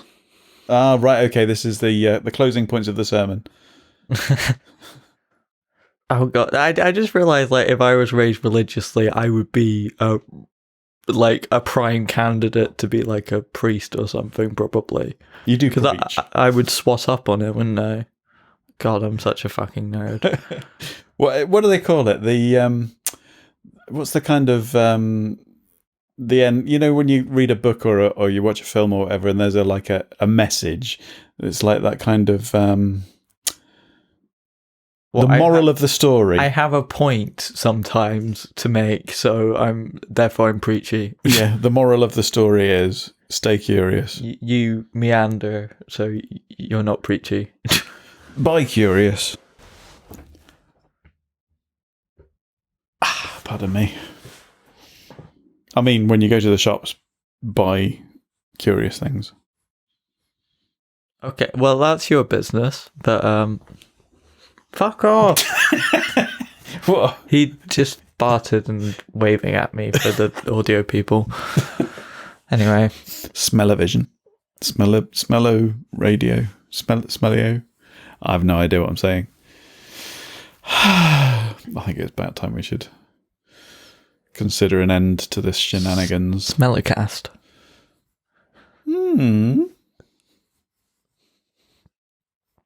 Or maybe not. Come on then, have you got a new ending? Oh, I didn't think of that. Normally I just say open fireball. I don't really have like a introductory and like... I suppose we say like sometimes bye or something like that, but... We're talking about how we end the podcast. Fuck off. Right, we'll just end it then. Not there. I'm so tempted, but I won't do that. That's alright, I don't listen to them anyway. Ding, ding, ding, ding, ding. Anyway, open fireball. And I've been the Orbiter. And this has been Breaking Bollocks, episode 76. Curiosity.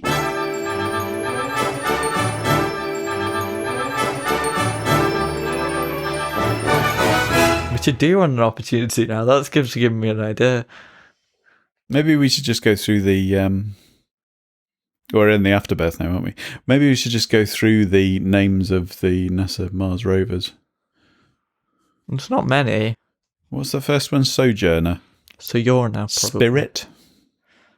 Or Sojourner. Opportunity, Curiosity. Well, we've done Curiosity. Perseverance. Eh? That's launched on Thursday, 30th of July. Is currently en route to Mars. Perseverance is en route to Mars. Expected to land in February. Ooh, a Chinese project's en route. And also expected to land in February. Dun, dun, dun. It's a race. Tianwen 1. And we've got a European Russian. Probably pronounced that wrong. Rosalind Franklin. Planned to launch in 2022. We probably won't be part of that now. No. Just kind of sad. Yeah. Anyway, should we wind up the bollocks? I mean, the afterbirth. I'm only halfway through my bottle of wine. You haven't finished your cider yet, have you? Oh, have you? I have. That's probably just as well. Do you want to discuss anything about my proposed idea, or would you rather save that for another time? What was it about picking a country? Yeah. And having a guest and choosing some music? Well, maybe sometimes having a guest if it's like relevant. It's like, yeah. It's kind of pointless because we wouldn't know someone. What would we do though if we sort of choosing the music? See, I don't have as much of a problem with than you seem to have with actually featuring music sometimes on a podcast. But maybe having a disclaimer for copyright purposes. I've heard other podcasts use material and have like a blanket disclaimer that says something about material being used being purely for entertainment purposes and the property of the original copyright owners, and all original material is our copyright, sort of thing. Yeah, I would say with that, I mean, it would kind of fit the purpose of it also to sort of try and avoid big bands. Not like literally big band, but I'm thinking about popular, but people that like might have quite like that might not like that so much, but like smaller artists probably wouldn't mind a bit of exposure. Not that we would give them much, but that's true. They might actually reach out. Depends. We've gone to 85 listeners, 85 YouTube watchers. Subscribers. They don't regularly watch most of those. No, probably not. Anyway, shall we fuck off? What are we watching tonight? Oh, well, we're going to talk about... Yeah, what should we talk about? I mean, the thing. The idea. What? Are we just going to carry on as we are for now, or... Well, I just had an idea, and I wanted to... Run with it. Yeah. Just thought it could be interesting. A chance to be a bit different. Do you mean calling it something different, or incorporating it into the Breaking Bollocks? We would probably call it a different series because it's quite a different format. But so that would then mean that Breaking Bollocks would probably be every 4 weeks. We don't have to do this, obviously, but I don't think it would be that different in tone. Like, the subject matter and the kind of inspiration for the episode would be different, obviously, because it wouldn't just be but I mean, we'd still cover the news a bit and stuff. Do you know what I mean? It wouldn't be... I don't think we should necessarily call it Breaking Bollocks, but I don't think in content, sort of atmosphere of how we talk, I don't think it would be that different in terms of how we... I don't know. Well, we're not going to be different people, are we? So, what would we call it? My first thought was country file. Spelt C-U-N-T. I knew you could say that. But I feel like that would get... P-H-I-L-E.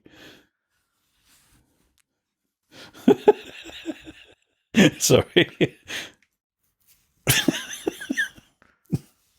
We'll call it something else.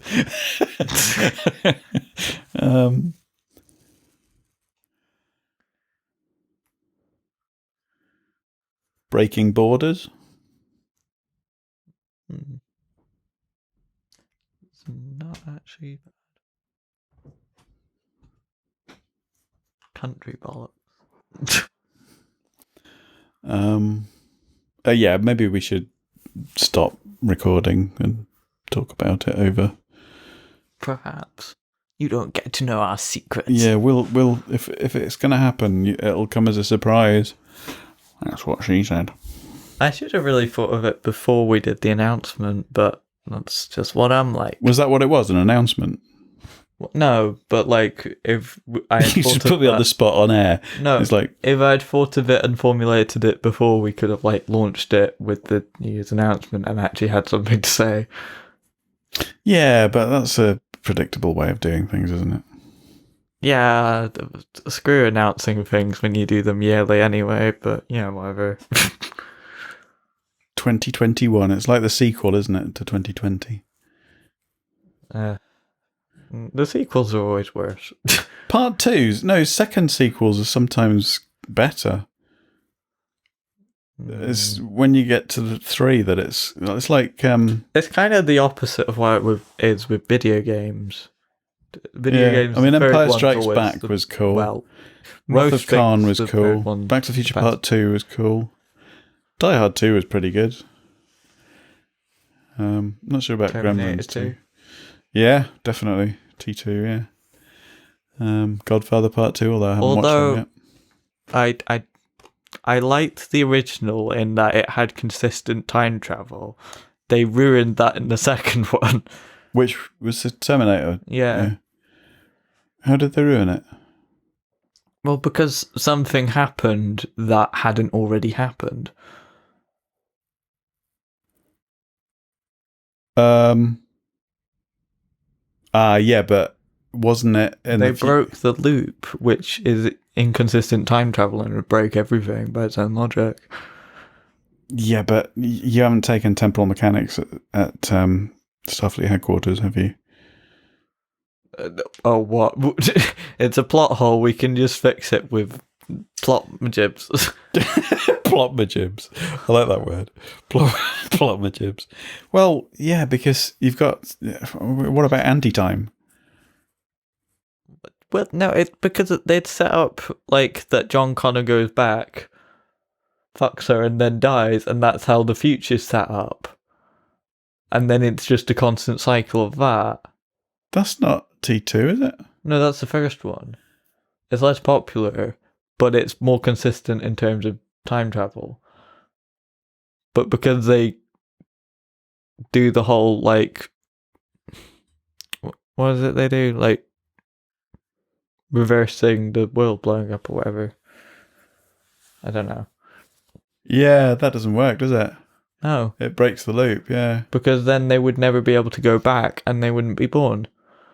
Yeah, but I'm not sure because I haven't watched... I think that leaves it hanging, but I think something happens with T3. I'm not sure because there's so many of them and they do fix the loops at different points. Something still happens. That means that future still does take place. Because there's... And in fact, I think it might not actually be until the last one, Dark Fate, is it? Well, there's so many of them. I'm going to have to watch them again. But the last one, she comes back, the original Sarah Connor. I don't know. Arnie's in it as well. But it does go back to... I don't know. I'm not making any sense now, and I can't even think about it, so let's stop. How much have you had? It's my second glass. Oh, okay. Less than half a bottle. Wine does things to me. Yeah, let's stop. Oh, bye, people. Goodbye. This podcast is part of the After Dark Podcast Network.